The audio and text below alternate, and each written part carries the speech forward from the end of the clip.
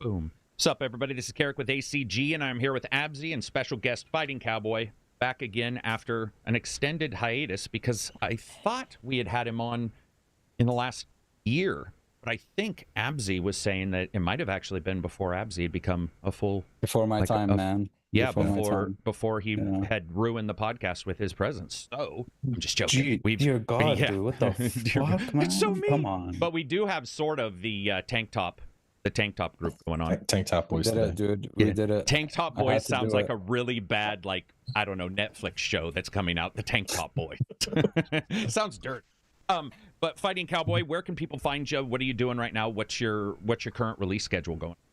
Got a little Hellblade 2 series going. Going to do a mini series on Hades 2, and then obviously we got Shadow of the Erdtree coming up, so that's the big thing to look forward to. Everything these days is on YouTube. I dual stream to Twitch too, but that's kind of like the stepchild that doesn't get attention. Yeah. So yeah, basically just everything's on YouTube. Lots of Soul stuff coming up. Should be good times.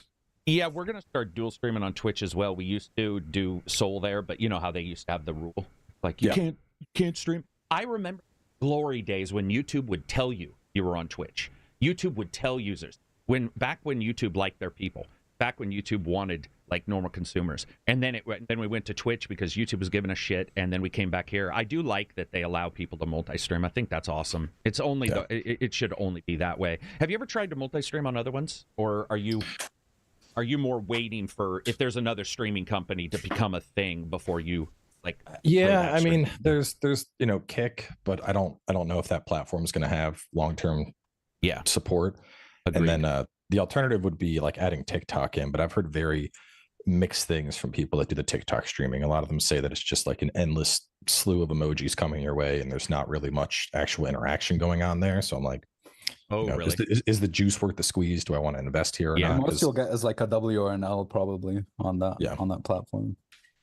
Yeah, I think. Oh, go ahead.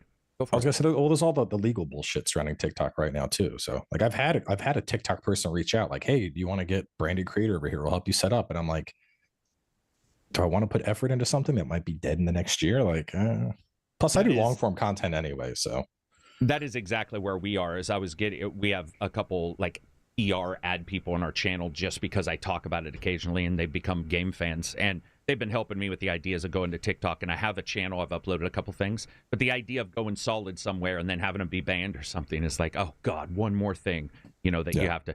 Dude, I'm having enough trouble just creating a second channel on my own YouTube for the podcast. It's been a nightmare. They're like, do you just hit a button, you hit add second channel? And I've added it.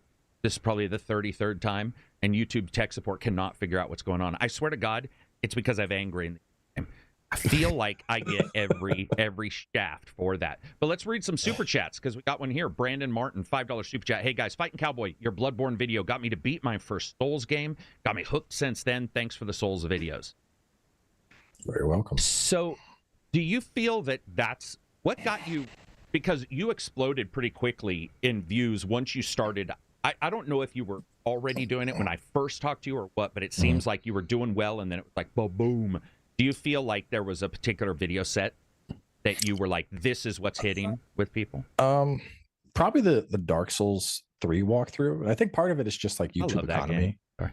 For a long time, everything is gameplay walkthrough part 1, gameplay walkthrough. And it bothered me that none of it was an actual walkthrough. And like, even when I first started, I did the same thing because that's what all the big dogs were doing. And then at one point I was like, what if like I just made an actual walkthrough? Like, what if I actually just, hey, this is me playing the game blind. This, I have figured out where you should go, how to beat the boss, where to find the items. Right. And then that just kind of took off because no one was really doing it. So now it's just I'm the walkthrough guy. Yeah, especially for something. Go ahead, Abzy. Oh, I was just gonna say, especially for something like Dark Souls, where there's a lot of stuff that's hidden. You have to find. It's like the perfect game for that, right? Yeah. We can't talk about some of this, so don't break any past NDAs or whatever. I know that. Okay, how do I phrase this? So sometimes you'll get a game like a Dark Souls, and we'll see those guides or stuff later on, like day one. You'll be like, how did they find this little secret that requires it to be on a Tuesday at night under a rock with a certain weapon? Can you without breaking any NDAs, can you explain, like, do you have talks with devs ever and go, hey, I'm doing a walkthrough. Is there secret stuff you guys want me to find, or do you want me to do these without any data? Yeah. So for FromSoft has probably the worst content creator communication in the industry. You're only going to get communication through Bandai. I have had aside from like meeting Miyazaki once at like a Dark Souls 2 event, 9 years ago or something. That's the closest to interaction. Well, actually, no, I did the Armored Core interview with some guys from Software, but traditionally you don't really get to talk to them. Usually when we're in the early access period, there's a pretty close-knit group among the Souls community of other people. And we'll usually have like, a Discord chat going with 10 people that are like bouncing ideas back and forth. So it's more a community effort than just, I know with Lords of the Fallen, there was some stuff where I was like, hey, this doesn't make sense. And the devs were like, oh, no, you got to go XYZ and then this will happen. And I was like, oh, okay. Got it. That makes sense. That's probably the one standout where devs actually like helped something. You actually see it a lot more with your less obscure games, like with something like, I know Ubisoft is usually pretty big on it. Sony's pretty big on it. They'll have like this is your spoiler walkthrough-esque type document. But yeah, FromSoft they don't give you anything. You're left to the wind. I've found it really cool when the smaller devs will be like, here's your first chapter written out. If you want to sort of get a bone up on how it's going to play out, you can even read it and go, okay, they're talking about a lot of action, so I know that's sort of what it'll have, or they're not. It looks like it's a bunch of story. I've definitely been impressed with them. From is definitely one of the first when it comes to the back and forth. That Bandai's not so bad.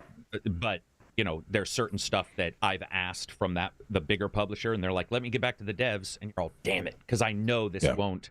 The timeline there is just rough. But I've always been interested because as a reviewer, you try to cover everything. But there's going to be that Sunday in the sun, weapon swinging at a certain bad guy, and if you hit him a certain way, you can kill him instantly. That all miss because you're early. And I got to tell you, I don't know about you, I find myself not feeling solitary, but I certainly have felt this keen appreciation for being able to play when everybody else does. Because I'll do my review, and people will be playing it in chat, because we have a huge Discord streaming chat. There'll be like 20 streams. For Dragon's Dogma, there's over 20 people streaming at the same time. So you just have all these, and you're doing multi-screen, you're watching all these people.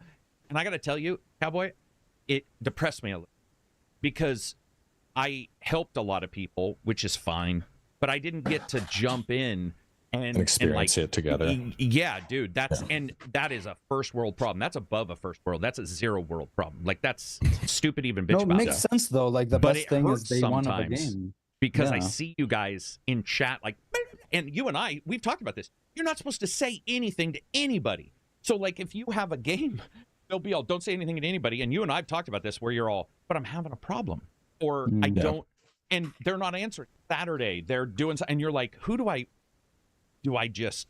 do? Do I just say, okay, there's no workaround for, am I not thinking correctly? And then also that feeling of, other than the co-op game experience, I'm alone. Have you been happy to miss a game so that you can experience it on stream with people brand new? Has there ever been like a game that just because you're covering one, which happens to me, there's too many games to cover, you're covering one and one's coming out. Have you ever sort of found yourself more excited for the one that you'll get to play live where other people might be playing at the same time? I mean, the closest example would probably be Monster Hunter. World, when that came out. Yeah, Rise? I think World, because Rise I did pre-launch. Okay. But I don't know. I think the thing is we're in such a heavy backseat culture that usually I prefer to play something early, just because I can. Like, the thing is, there's a couple people who I know are always going to be reviewing stuff. Like Gene, I'll talk to Gene a lot and be like, hey, are you covering this? Okay, and then we'll bounce stuff back and forth if we're stuck on bosses or looking for treasures. And so I don't feel like I'm really missing out on the like playing with the community, because like with the Souls games, like Ouroboros, Peeve, Lobos, Prod, I know these people are also going to be probably covering it pre-launch, and so we have our like discovering together type thing going on.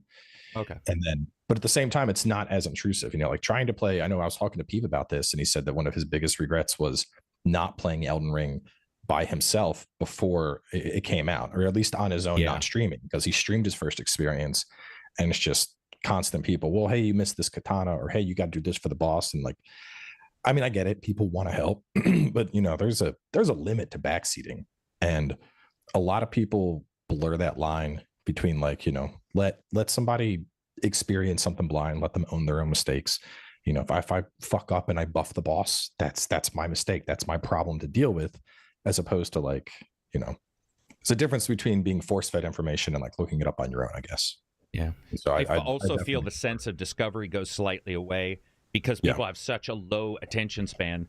And so when I used to stream more, I would enjoy it. I did a 24, like I did the Captains Against Cancer for No Man's Sky 24-hour live stream. And at about the 16th hour, I was very appreciative of people helping me because your brain power goes down. You know, I'll stay up 24 hours. That doesn't necessarily mean mentally cogent 23 hours in. Right. You're just physically moving still. Physically moving is way different than, you know, being able to solve some trigonometry on the side. And I was sitting there and I was very happy to have those people help me. But there were it's one against 1,000 when you want to check the stream, you want to check live feed, and then people are just trying, you know, some are just trying to help. Let's just focus on the good, the people who are trying to help. But at the same time, there is a sense of discovery that's a little lost at times, because I've played a game where I've been a little lost and walked around, and then when I did find something, that sense of discovery was pretty awe-inspiring. We're like, because the search is gone. A little bit of that search is neutered when you have that many people who are trying to feed in. But there's also the positive, of course. Everybody's also, it's a replacement for couch co-op in a weird way. It's just that, you know, you maybe some of these people you wouldn't invite to your couch. I think one of the best for me, that now you were talking about the helping, Alan Wake 2 did not review, waited for launch to play it. Some of the math puzzles, there was a math puzzle in that game. I was like, I haven't done this. I haven't done that. I don't know if I saw my paper, man. I had to write out like I know I was trying to write it out, and then it was like it was like that YouTube math channel in my chat, and people were like, no, take this, and I'm like, okay. You got to go to Veritasium on YouTube and look it up and go and just watch one of his videos for 20 minutes on Trig. I do also want to say how much I appreciate Absy agreeing with you, because he used to agree with me, and then a couple weeks ago I brought that up, and he's like, those puzzles weren't that easy, and I was like, Absy, what? I think you were just giving me shit. They Absy. weren't that hard. There was just the one hard. I felt that there was one or two that stymied me greatly. Yeah. But no, but I had to I wrote out the whole thing on the paper. Yeah, I did see your paper. Yeah, you had the full on paper. It's like a bunch of angry, crazy man scribbling and shit, dude. Yeah. When it comes to we'll jump to Erd Tree, because I do want to talk a little bit about hopes and stuff. So first of all, we talked about this. I think the price is right for size, all that stuff. We've got some information on what's going on when you're playing. Like when you're playing an Elden Ring that's open world, which is completely different, I think, than the others, which is why I liked it more, I think, than most of them. Do you find yourself looking for secrets, or do you find yourself just, even when you're doing a stream, are you more of a, I'll see it if I see it? Or dude, I'm combing that map. I'm going. So you're sort of mind sweeping it, like we talked about earlier. I'm going everything. Are you organized with it, dude? Like, are you organized with the combing? I'm so ununorganized. Like, I go like this and then that, because it's like, oh, piece of candy. Oh, piece of candy. So my Let's Play, I'll absolutely do the piece of candy thing. But then when like the walkthrough prep starts, I'm crawling. Yeah, because I talked to you one time about Neo, I think, a walkthrough. Yeah. Or we were talking about something, and I consider myself, Neo is probably one of the games I know the most about, and I feel fairly solid in my strats. And we were talking about something, and you were asking me a question, and I was looking at the character sheet going, what the fuck is this dude even talking about? Like, what's he talking? Like, what is this even? Like, I know strength, number, and you're right. And then we were talking, I think, about the letter grades in the game. Like, what's this? Probably like letter grade scaling or something. Yeah, but there was something else that you went even farther, and I was like, the fuck is he even babbling about? You know, I did pick it up after a time, but you can definitely tell that that's your thing. With Erd Tree, like, what are your hopes? If you can't say anything, because I don't know if you've seen anything, I haven't talked to you about this, but like, what's your hopes for it? What do you want out of that? The big thing, so there's been, in the early interview, they talked about how they were going to change balance up and almost adopt similar to attack power in Sekiro. I have high hopes for that, because I already got my character. I'm gonna have like a level 350 character. I have tons of upgrade mats, and I'm like, you know what? Every single weapon I find in this, I want to be able to pick it up and use it immediately. And if they're rebalancing it to where a level 100 or a level 300 would have the same challenge for the DLC, I'm like, that's great. So I hope it's well implemented. If it's not, I have a slew of other characters at lower levels I can also go through on. I want to see more of the lesser touch stuff from the game, like Frenzy, blood magics. There were a lot of we got a lot of like glintstone sorceries and night sorceries, and then there were areas that were not touched on as much. And so I hope those, I guess, sorcery and incantation types that were, I don't want to say ignored, but just didn't get as much love, I hope those get more love. Obviously, I expect awesome boss fights. It's what FromSoft is known for, the boss fights and the music. I know the story trailer had the new. Did you see the new story trailer that dropped the other day? I saw the one from a couple days ago. Or at the end, the music they had going on in that. It even felt like different from the usual FromSoft music, but I was like, man, this is just like sad and beautiful, and I want more of this. Like FromSoft usually always just hits the mark on music, I feel. They do. So they do. I'm know, just they know their game. And I think that the biggest thing, honestly, the first 2 weeks when DLC is out or a new FromSoft game is out, just that feeling of it being like the Wild West in terms of PvP, like people coming up with all sorts of crazy tactics that people are doing and figuring out like ways to instant blow up your character. And you're like, what even just happened? Like it's a very limited moment because you only get that at like the launch period, and then everything kind of mellows on out. So maybe they'll have a new type of magic, like some shadow magic or some shit. Yeah, I'd imagine there's going to be something. Shadow would make sense with all the golden shadow. Right. So we're probably going to get more Golden Order stuff, something in the shadow realm, shadow sorcery or shadow incantations. Or is there anything you want, Abzy? In specific? I just the sense of discovery again. I think they'll top it, but maybe they won't. But I want a moment again, like that first elevator to. When you first go underground. Yeah. Oh man, that was just like the sequence of events like that, and I want to. The big thing that I'm excited for is just a new, like, unknown territory, just a sense of discovery again. Yeah. New bosses, new everything. Yeah. Funny enough, Black Myth Wukong, a leaker, was discussing how many bosses they'll have and how many characters and stuff. I'm really excited for that game. Excited just because, like, obviously, I do know one or two people who are working on it. Looks pretty phenomenal. We'll have to see. I will say with the thing about Erdtree for me is I wish it was out last year. Because I feel like there's a lot of pushback, even on generalized social media, but certainly in my Discord, of people going, "Oh man, I don't know." They love it, but it's a lot to bite off if you're going to go back in. It's a pretty big commitment, yeah. And I think he said something like it is supposed to challenge people, and then you get people going, I was already challenged on the original, and I played that for a while. I don't know if I want to go back. But I'm also seeing some people bone up. Yesterday in chat, we had a couple of people streaming it, and they were like, "Yeah, I'm getting ready to like relearn the timing and stuff." It does come at a time when there's not a lot of big games too. I think we have a weird release schedule this year, so I mean it's odd. I look for games that I'm going to cover in the next month, and sometimes there's one. And then 1 month there'll be 4, and then there'll be 0. There's 1 month coming up where I'm looking at it going, because if I do my games for the next month list, I'm like, dude, there's not a ton here that's big. So I think in that way, it's coming out at a great time where people can not worry about other titles pulling them off. But yeah, I mean, July, the only other thing I'm looking, like Dawn Trail for the Final Fantasy 14 gang. I know they're going to get into that. Yeah, that's going to be pretty big for them. There's not a lot of like big releases I see in July. I mean, Darkest Dungeon 2, the indie crowd will probably enjoy that one. Sports Football 25, F1 Manager, Frostpunk 2. But like those are all very I'm excited for that one. But yeah, they're pretty indie. They're pretty niche. They're pulling people that the overlap may be a lot less of a chance of overlap between a Frostpunk fan and I mean, I'm not saying there won't be, but it's less than if they were, it was another third person. Yeah.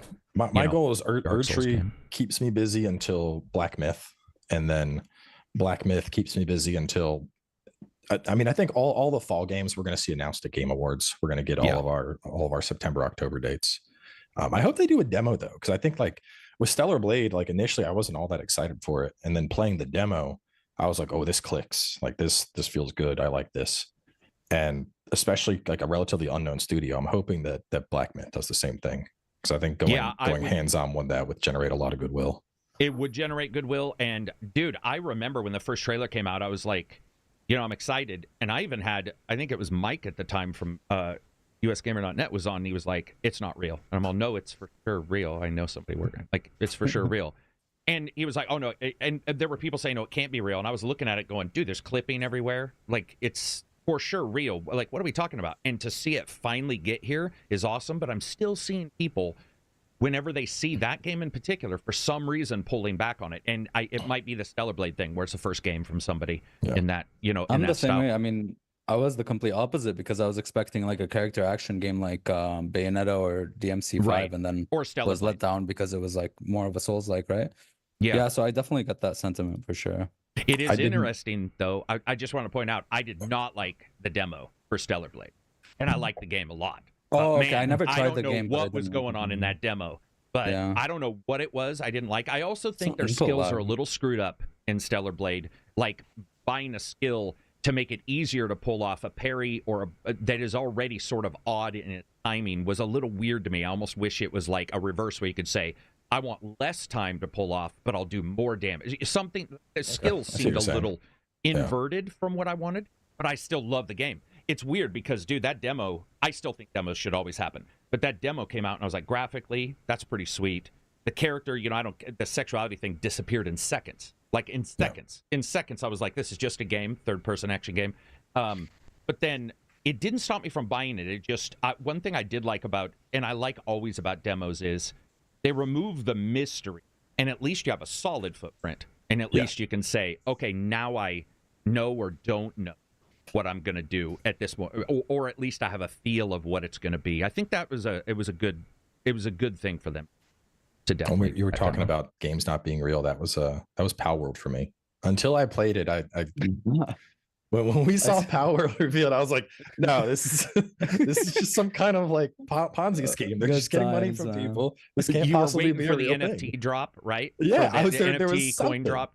Cardino, and then I was like, every holy time shit, this is stupid pure fun. The game, stupid fun the game, and we saw some really good successes there with Power World, Unleashed, or did I say Unleashed? Not Unleashed. I'm sorry, or is it Unleashed?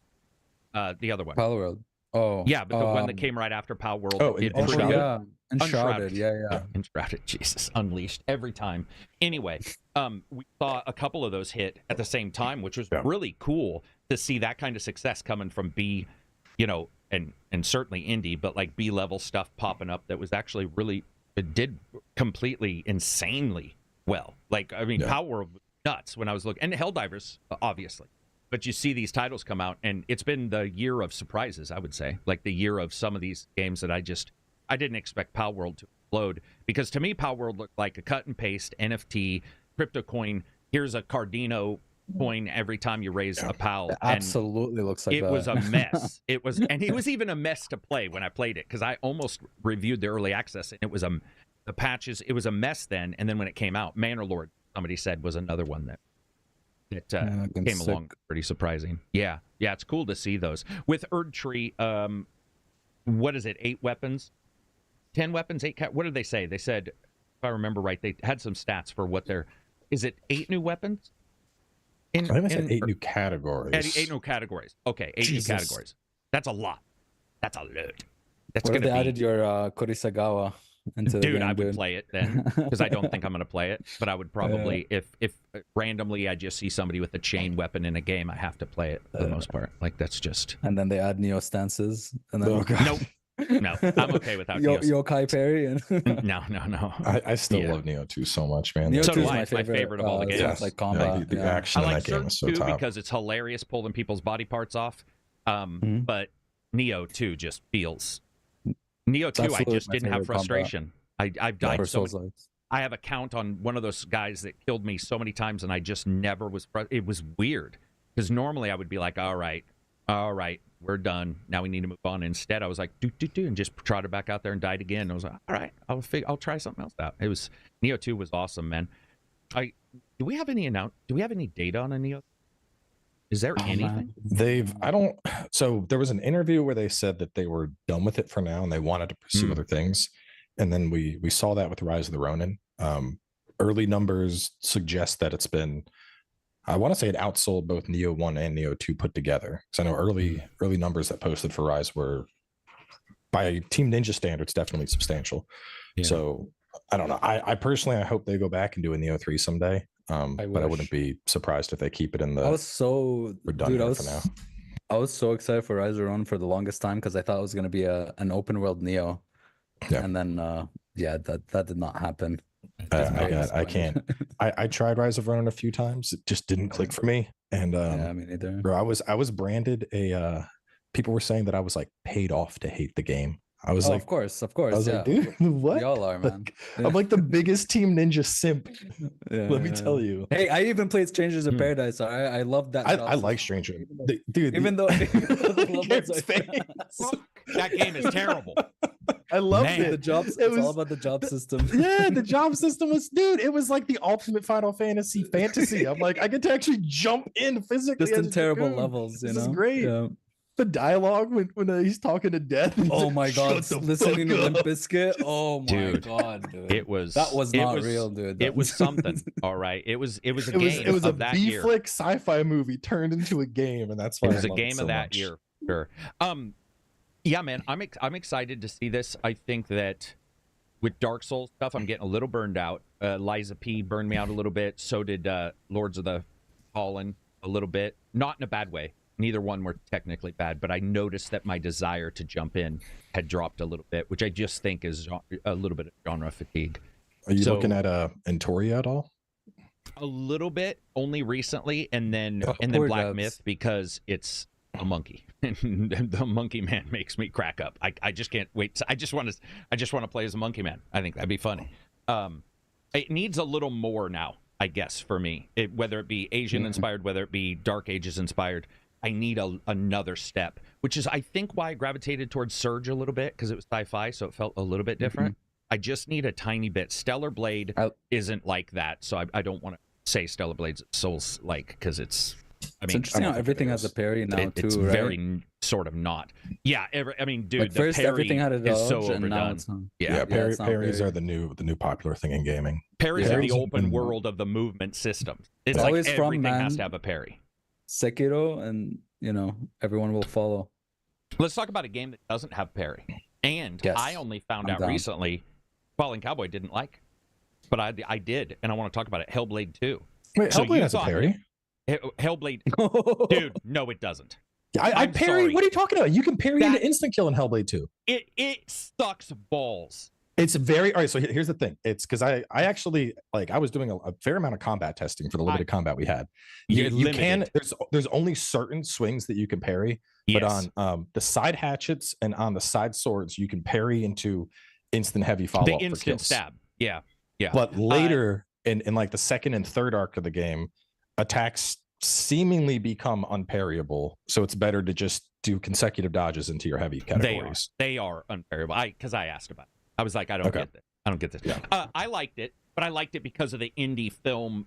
Yeah, I certainly combat is not its strong point, even with those limited adjustments, and without telling you that it does change, which is a little odd. That's not their strong point.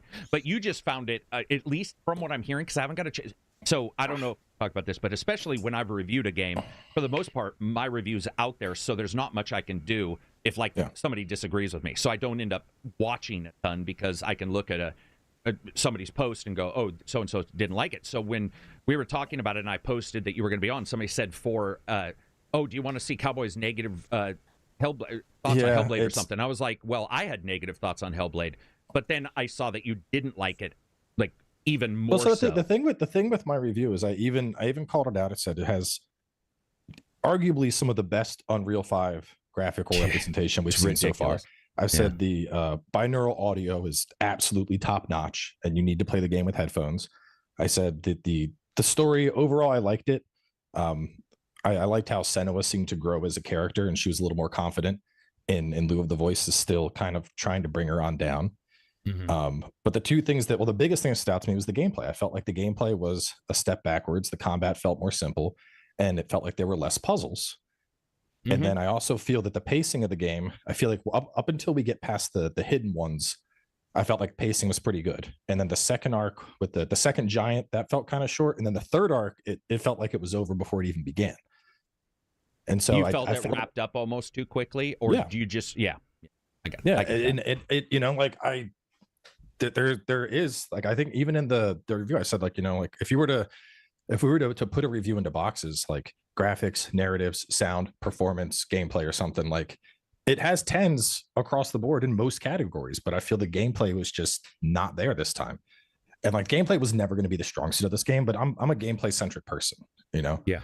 So like, you know, take Stellar Blade, the story, it's okay. It's not going to win any awards, but the gameplay in Stellar Blade, the gameplay was fantastic in Stellar Blade. So that easily carried it for me.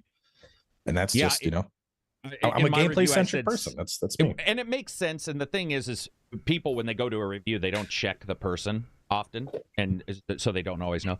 I had said in mine, it's a cinematic masterpiece. It's just not a masterpiece game at all. Yeah. It's not even trying, and it also at times fails even in those spots. I think Game Pass is actually phenomenal for this because it does fit in the Game Pass sort of the idea of an experience for 6 to 8 hours, depending on what you do. I also felt that the puzzles, weirdly enough, I liked that there were. So I had some problems in lineups in the first puzzle. There were one or two that they've even patched because there were some issues lining certain things up. That wasn't a problem here, but maybe because it wasn't a problem, it was able to smooth through them quicker than they should have been. There was it did feel like steps, maybe. Like if you started to get close, it felt like the camera would just be like locked on. You're there. Yeah. There we go. Yeah. I noticed that. The puzzles would like vacuum you in. It'd be over here, and you're like, oh no. Yeah. It's one of those games where I would say 5 years ago, if the graphics were commensurate 5 years ago, people would be like, oh my God, it's a tour de force of like cinema. But we have definitely got more towards games are doing a great job offering things in every category. Yeah. They really are doing a good job in that. Remember, so when open world became a thing, they were janky because open world had become a thing. And it took years, over a decade, for people to really start nailing it other than Rockstar. There were, you know, Saints Row, I think, nailed it, but they had humor. They still had a lot of issues. And then as each time we level up, we get these games and these developers doing really good. Not all the time, but you get these ones that do really good. And then everybody holds every other game against them, like RDR2. You mentioned any open world game, people, well, it's not as good. And you're all, dude, it also didn't cost $500 million. The horse's balls don't shrivel in the sun. This is a terrible game. It's a weird time to be in gaming because we have these ways of getting in that I think consumers know but don't, including myself, where there's all these ways to get a game, but we're still fixated on price, which is one, because, as you know, price is a big deal. And then what we talked about earlier, the check marks of every game prior and a huge amount of competition. And the competition isn't just current. Backwards compatibility has helped competition be from 10-year-old games. So we get this situation now where it's, I even had somebody say, a couple days ago, we were talking about RPGs, and they said, well, why would I play this new game? I'll just go back and replay Final Fantasy VII Remake. And I was like, the fuck? Do you hear what you're saying out loud? Like, no new experiences? Just play the experience you already like. I'm too ADD for that. I would never talk about another game in my life if I was forced to do that. I'd be like, we're done. I'm out. Because I do like these kind of experiences. I think graphically, though, just for a second, I got to give them props because, dude, Hellblade 2 is a level up graphically. I think it's one of the few examples where the graphics we saw in the reveal, at least on PC, are worse than the final product. You are absolutely right. It's usually the opposite. Usually we see, you're like, holy shit, this looks amazing. And then the final product comes out and you're like, what the fuck are these downgrades? Yeah. Whereas this, like, absolutely, dude, the shadows, the sweat, like individual beads of sweat coming down her forehead, like the graphics were completely top notch. And photo mode, I spent a lot of time in photo really mode. You don't well, like because you can turn the 3D effects back on. So when you take a photo, you can turn the blood graphics, you can adjust her damage rate, you can do all this stuff, you can add lighting to places where there is no lighting if you took a picture, and cutscenes, it's the photo mode cutscenes. So you can be in the middle of the cinematic and hit photo mode and still be able to see it. And I just thought, Also, they had an insanely good preview system. So when you change graphics, normally if you go on FSR to NVIDIA to internal renderer upscaling, the game will usually black out and change, or you'll get a you go back to menu or something. Yeah, this one you can go into the preview, and with any option you can change it in real time and see that option there, and that really helped understanding, do shadows at ultra matter versus shadow, which we've talked about thousands of times. Like an Assassin's Creed game, not only do they not matter, they usually eat up FPS for no reason, and many times can look a little worse than a lower level. And so it was really cool to see their technical mastery at that, and the lack of shader stutter was sort of stunning, because I'm so accustomed to stutter going in my games. Even with a precompile, I'm ready. I'm just consistently like, this is going to have stutter, this is going to have stutter. And to have none, and that thing ran on an 8700K, the low-end testing system. I threw it on that first, and I played 50% of the game on that. An 80, like that's, what is that, 6 years old? 6-7 year old CPU? Like, they really did a good job on that part. And then, of course, audio. The audio's... Yeah. Dude, it's just like two golems in you a fucking audiobook and yelling at, or like two David Goggins without their Paxil. Just constantly like, you can do it. No, you can't. You suck. You're awesome. And you're just like, ah. Go ahead. What were you saying? I had to take breaks. Like when I was recording it, I couldn't go more than like an hour, 90 minutes before I was like, I need to get off this fucking game. Like, yeah. It gets into your head, just the voices and whatnot. Dude, that's one of the reasons I stopped playing the first one. Like I never gotten around to beating it and stuff, because it actually, back in the day, like I had anxiety and stuff, and it actually triggered that shit. And I was like, nope, I can't do that, man. It was like, it was too good with its binaural audio and everyone's like arguing in your ears. It was crazy. I would say this one is, like there's a certain part. So if somebody has confidence issues, there's, even at the starting, I call it the mountain of snot, but right at the starting of the game, you get the shit kicked out of you in one of the better like ocean beach crash scenes you've ever seen, because normally the character wakes up at dawn and they're alive somehow, even though they're face down in the fucking sand. She just gets the shit kicked out of her, and then she's crawling up this nasty ass mountain, and the voices are just like, you know, she can't do it, she sucks, she blah blah blah. And it's like, as somebody who works out all the time, I can tell you, your brain, no matter how good you are, your brain will be like, dude, you can't do it. Like, you can't do it. But our voices aren't that loud. They're like, you know, you almost think it, you're not hearing it. And to hear these two, what do they call them, Fury? There's a name for them in the studio. They have a name for the two main voices. I can't remember. I don't think they're Furies. But anyway, these two voices talking back and forth, like, you know, you can't do it, you can do it, you can't do it, you can do it. Okay, now you can do it. But she has control over him a little bit more, and I thought that was done really well in mid and late, where they start saying like, she knows what she's doing now, she's special now. And I was like, oh damn, they're on her team. Like, it was that was well. I definitely complaints. I think we're just in a hard time for releasing those kind of games from AAA studios. I think if it was a B level, you know, if it was an indie studio, that would be looked on in a different light. What came to mind for me is, you know, when I'm doing a review, I try to, if I'm going to make any comparisons, I try to compare based on buckets. And I was thinking about like Alan Wake and Plague Tale, which are both Plague Tale. Plague Tale in particular is a lot more linear, and like I loved Plague Tale Innocence. Plague Tale Requiem was one of like the few games that's made me cry. Plague Tale Requiem was phenomenal. I mean, it was emotional. The gameplay had huge upgrades, I think, over the first, the character freedom with like build and environment and all that. And I was just hoping that we would have seen something like that here, where they evolved it forward.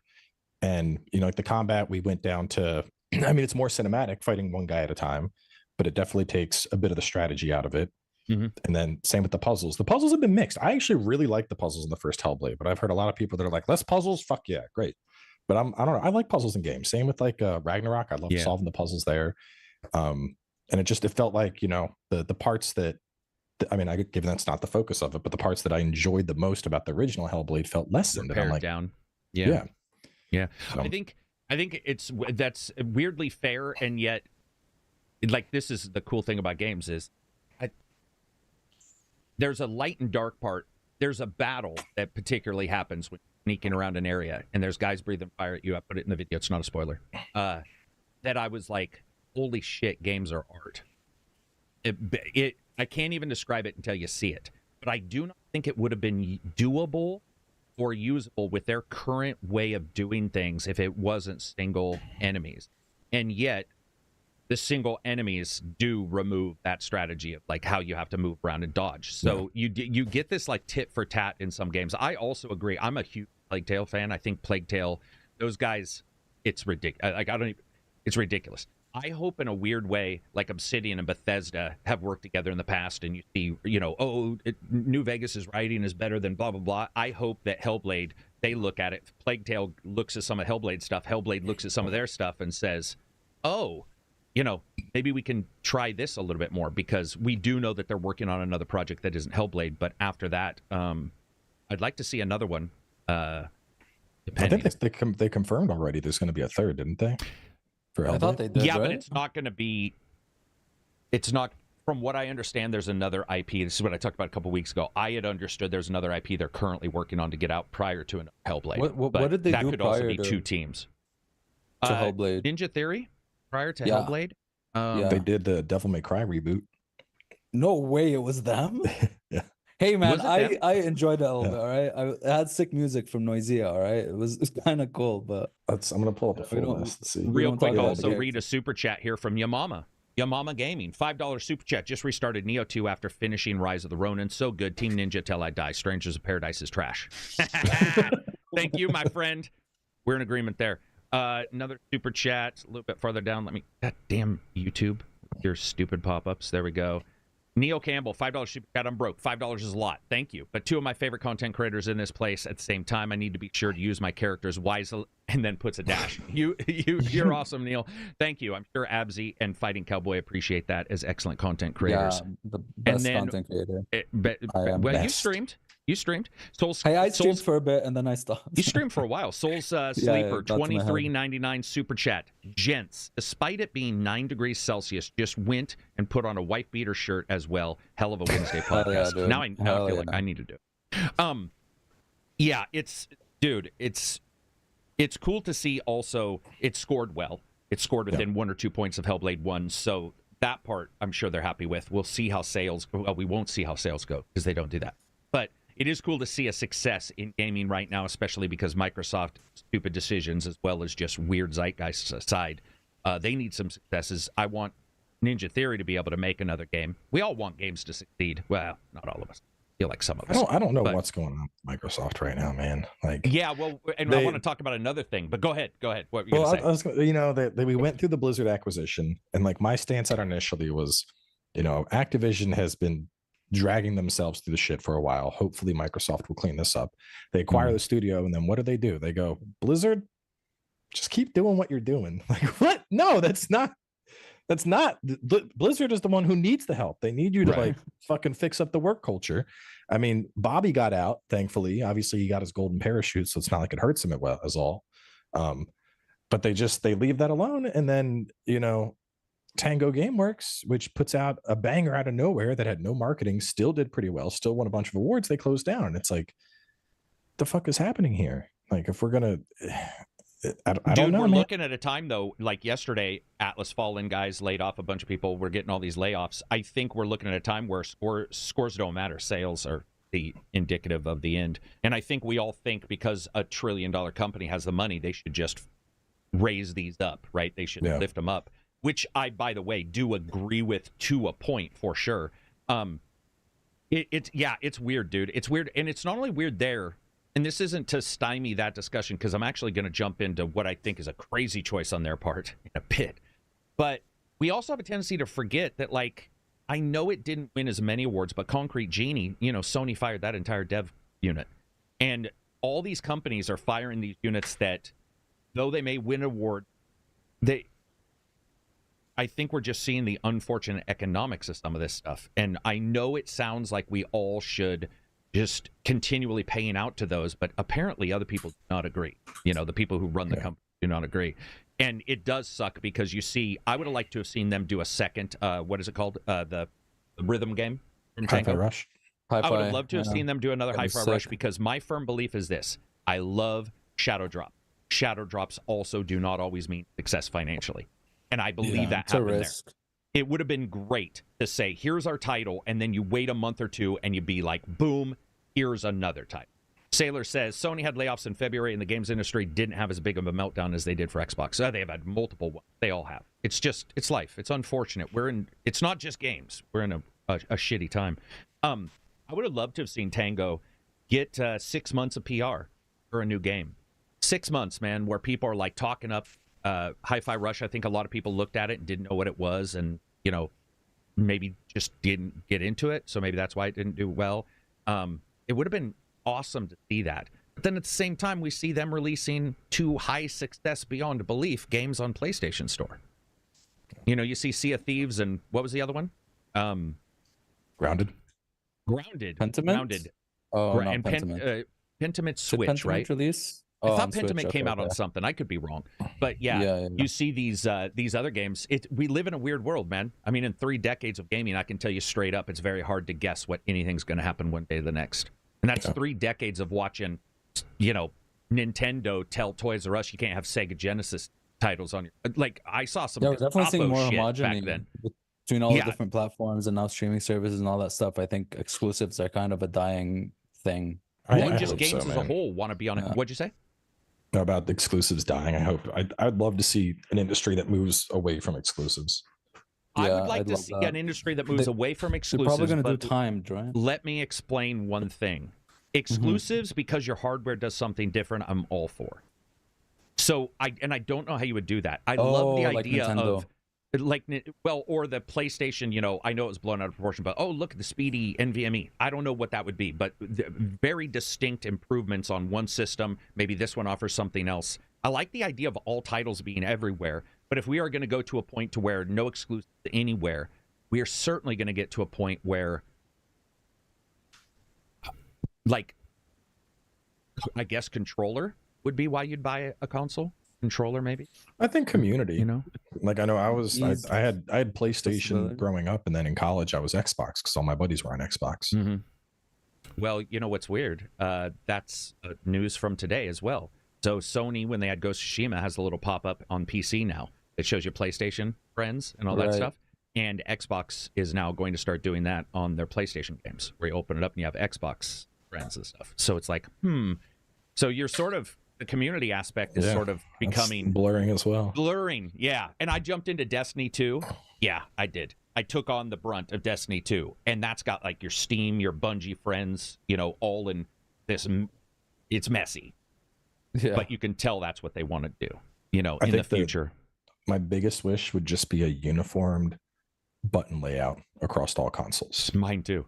Just you mean because the Switch don't change the X and Y. Well, yeah, let B always be where B is at. Yeah. A is always. I'm just saying A B. That's how it goes in the dictionary, not B A. But whatever. Yeah. We can ignore the dictionary thing. Yeah, I agree, man. It would be great. It would be, and I do like third-party controllers and stuff. So I don't know how we would go. I do see. Obviously, we're looking at. I personally think Microsoft, especially with the ARM announcements at the event yesterday or this week and all that stuff. The idea of having your lower cost than a PC console that's just perfectly compatible, which they've already, we're starting to get with PC. I love seeing Sony games on PC, and I think people should prepare themselves because I don't think that gap is going to be as long, as maybe some people. Yeah. When you start seeing success, I will say it was weird. They were trumping up the success of Ghost, and this is going to tell you how weird numbers are right now. It was 57,000 concurrent. And do you know what popped in my head? Ah, damn, that's low. Because I was accustomed to seeing Pal World. And I was accustomed to seeing all these games. No lie, I said it out loud in our chat. Somebody said, oh, man, Sony, Ghost of Tsushima's 57,000 people. I was like, why so low? And then I realized, it's for that game, it's not low. It's, it's been out on something else and all that. But I was so accustomed to seeing some of these huge Manor Lords. Was it 5? Was it Manor Lords at Manor Lords was at some incredible number. I know that. Yeah, Baldur's Gate's still higher than that. Crazy. Baldur's Gate at 3 a.m. on a federal holiday, or not a federal holiday, but the busiest will still be higher than most, most games that people love. It's interesting. Let's just move the Microsoft thing. So they talked about this Copilot AI, and guys, every company needs a Steve. And all that Steve does is sits in your office and listens to your shit ideas and says no. And Steve needs to get paid a bunch of money. And Steve, he shows up in flip-flops, and you say, let's have AI take a screenshot of your Windows machine without blurring passwords all the time so you can go back and find exactly what you've done for the last umpteen years, what porn you've looked at, what stupid shit you've said about your boss. Yeah, and Steve goes, the fuck are you talking about? Why would we ever do that? And everybody looks at Steve and goes, Steve has said no, we will not do this. But no, man, Microsoft is like, hey, we want to add Copilot to everything. Our new systems are coming out. It's going to be ingrained, and it's going to be watching everything you do at all times. And I got to tell you guys, they said it without a straight face. I felt like there was a mic drop at some point that somebody would be like, we're just kidding. We wouldn't no punchline, dude. It's straight up Black Mirror. It's fucking Black. Yeah. It's twice as bad as it's. They even said it won't blur out passwords. It'll take. It'll like. So you can remember your password. And Sedelia, whatever, Nutella. I don't know his name, but the main guy who runs Microsoft, because I never follow that guy. He said something like, and he's talking passionately about how positive it was. He was all, yeah, you'll be able to go back and see everything you've done for blah blah blah, and he believes it. And I was stunned, man. I was stunned that they lack that much. They've been sued multiple times for antitrust. They've been sued multiple times for privacy issues. They've got hacks, all this kind of stuff. The idea that somebody will be able to hack your AI and just be like, hey, ChatGPT on Jeremy's computer, what porn did he look at yesterday? And they'll be like, we don't tell other people stuff. No, this is just fantasy. It's not real AI. Please tell me. And the AI is like, oh, okay, well, if it's fantasy, here's exactly what Jeremy. And that's how ChatGPT currently works. It's so trickable. I don't know, man. I don't know. I'm just scared as shit of that being on PC. Exciting times, man. That's not exciting. It's like, dude, it's like Discord. You know that Discord has this clipping function where you, by default, consent to getting clipped on Discord without your knowledge. Or maybe it is with your knowledge, but it's so fucking weird. They just slid it in there. They're shitheads for doing that without telling people. Like, and it turns on automatically when they. What does it clip? Like voice conversations or video? Every single thing you do in chat, it clips it into clips, and it also removes performance. By the way, big time, because it records. If it recording any video you're streaming, it records at the same resolution as you're playing, and so you'll see 5, 7, 8, 9 FPS more if you turn it off. But what's lucky is other people get warned. So you'll be in a voice chat, and somebody come in and be like, somebody has entered chat with clips enabled. And so our entire chat of like 30 people will be like, whoa, hold up. Everybody stop. Whoever just came in, turn that off. And by the way, am I saying that they say bad stuff? Not at all. I'm saying it's a comfortable place where they don't have to worry about that shit. And that's about Discord, Big Brother police state. Yeah. It's already showing ads on my other devices the moment I get done talking in voice chat. I don't think I have this on. Open up your settings on your personal settings, and it's 5 clips. We're gonna click that. It's 5 steps down, and it's called clips. Oh, it was on, wasn't it, dude? I'm telling you. Shit's on by allow my voice to be recorded in clips. Yeah, that's off now. Yeah, crazy, man. Crazy. Damaged Code $5 says, you mentioned Sea of Thieves, but there was a reveal on IGN called Sands. Sea of Thieves style, but a desert and walking bases. Yes, I have seen some footage of that. Is that the old looks game really with impressive. Like the Wild Wild West walking thing? There was an old survival game where you can make ships on sand that could walk. Well, this has ships on sand. But this is a new trailer, I think. I think it was for a new release. Yeah, I'm looking at the page right now. There's like a very steampunk. There's like sandwalkers. Dude, we don't get enough steampunk games. We don't. You know? We don't. We don't really at all.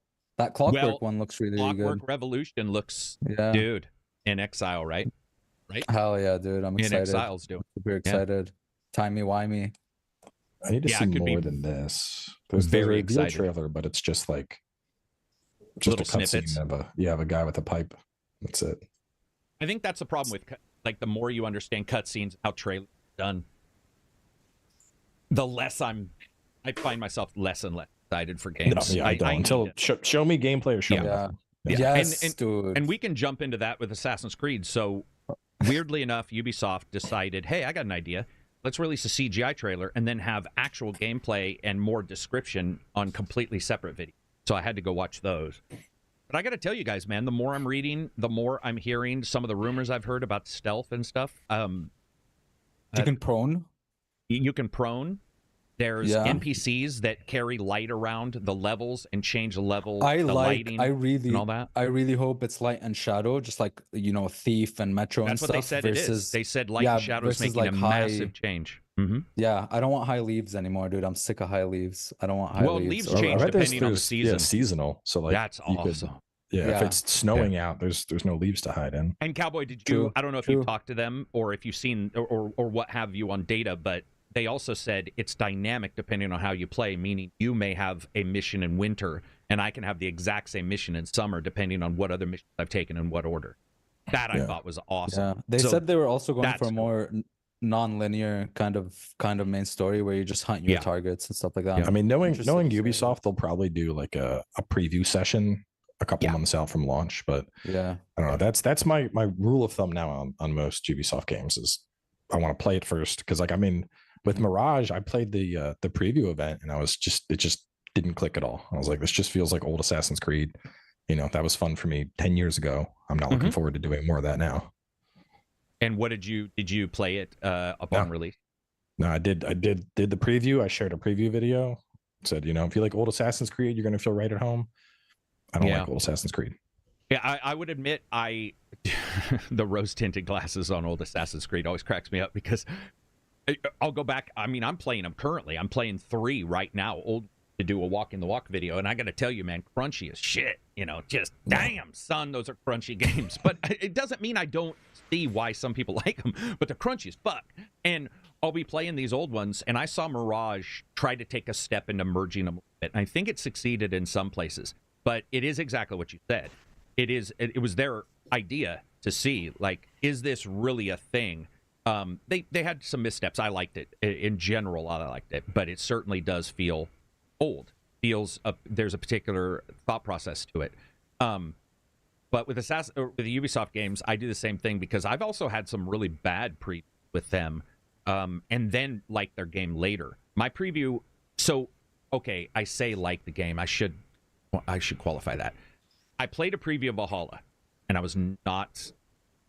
There were some tech issues. There was all this stuff. And I remember, the Valhalla preview was like watching a 360p video on a 4K screen, and I'm like, Jesus, these are some blurs running around. Yeah. It's like, hey, thanks for glaucoma, but I've already had it once. I don't need it again. And then I played the game and it had a lot of bugs, and that impacts pacing and all that. And so I was like, wait on this. Now I've played it recently, and it doesn't feel like Vikings until you use the superpower parts. The normal battle doesn't.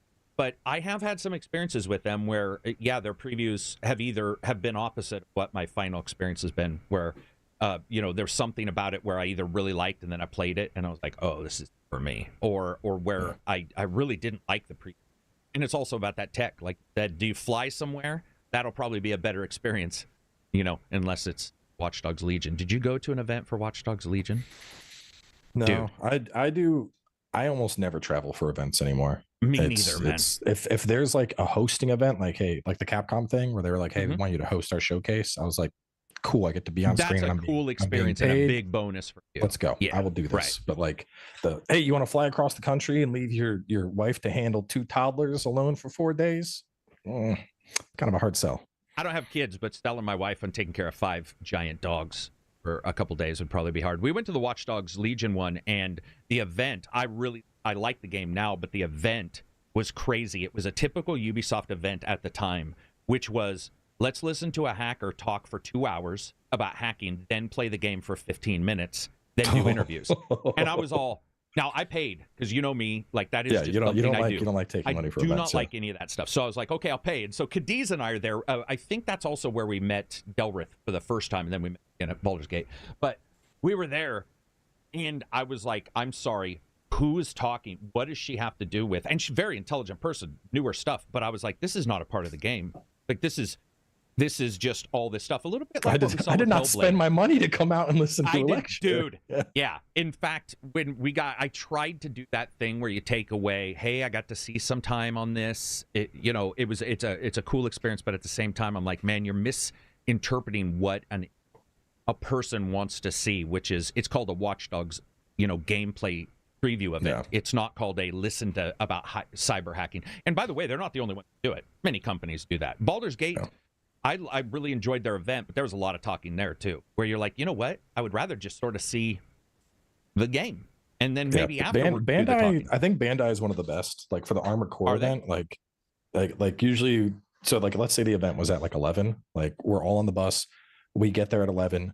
There's like a 15-minute presentation. Like, hey, here's the mechanics in the game, and then they just put everyone at a PC station, and you were told, have 6 hours and do whatever you want. We're going to take a break for lunch in 3. That's cool. And you just play. You play and you record, and then obviously you're only allowed like 20 minutes of footage, but they're like for what you experience, you can experience as much as you want. You can only here's your snippet that you're allowed to show, and it has to stay within like these particular missions, these parameters. But you want to go hog wild, go for it. Can speed run the game and just beat it. And I'll tell you, guys, so everybody knows. Let me tell you how serious these companies take this.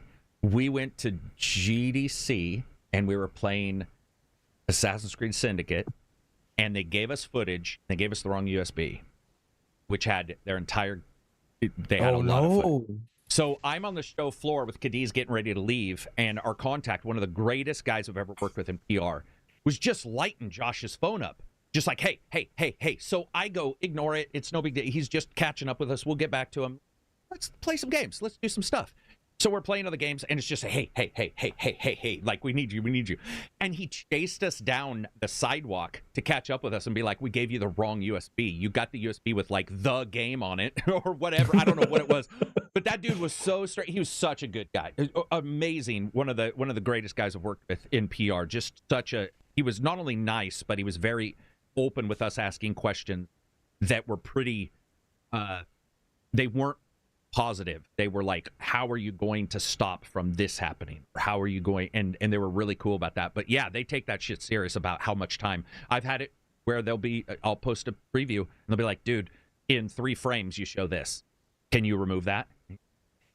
Yeah, I'll remove it. They watch. I don't know who they pay to watch videos, but there's been times where I posted something, thought I did a great job on editing, and a company will contact me that night and be like, there's like a sound effect where this thing happens at 3 minutes in. I'll be like, the fuck? Oh shit, there is. Sorry.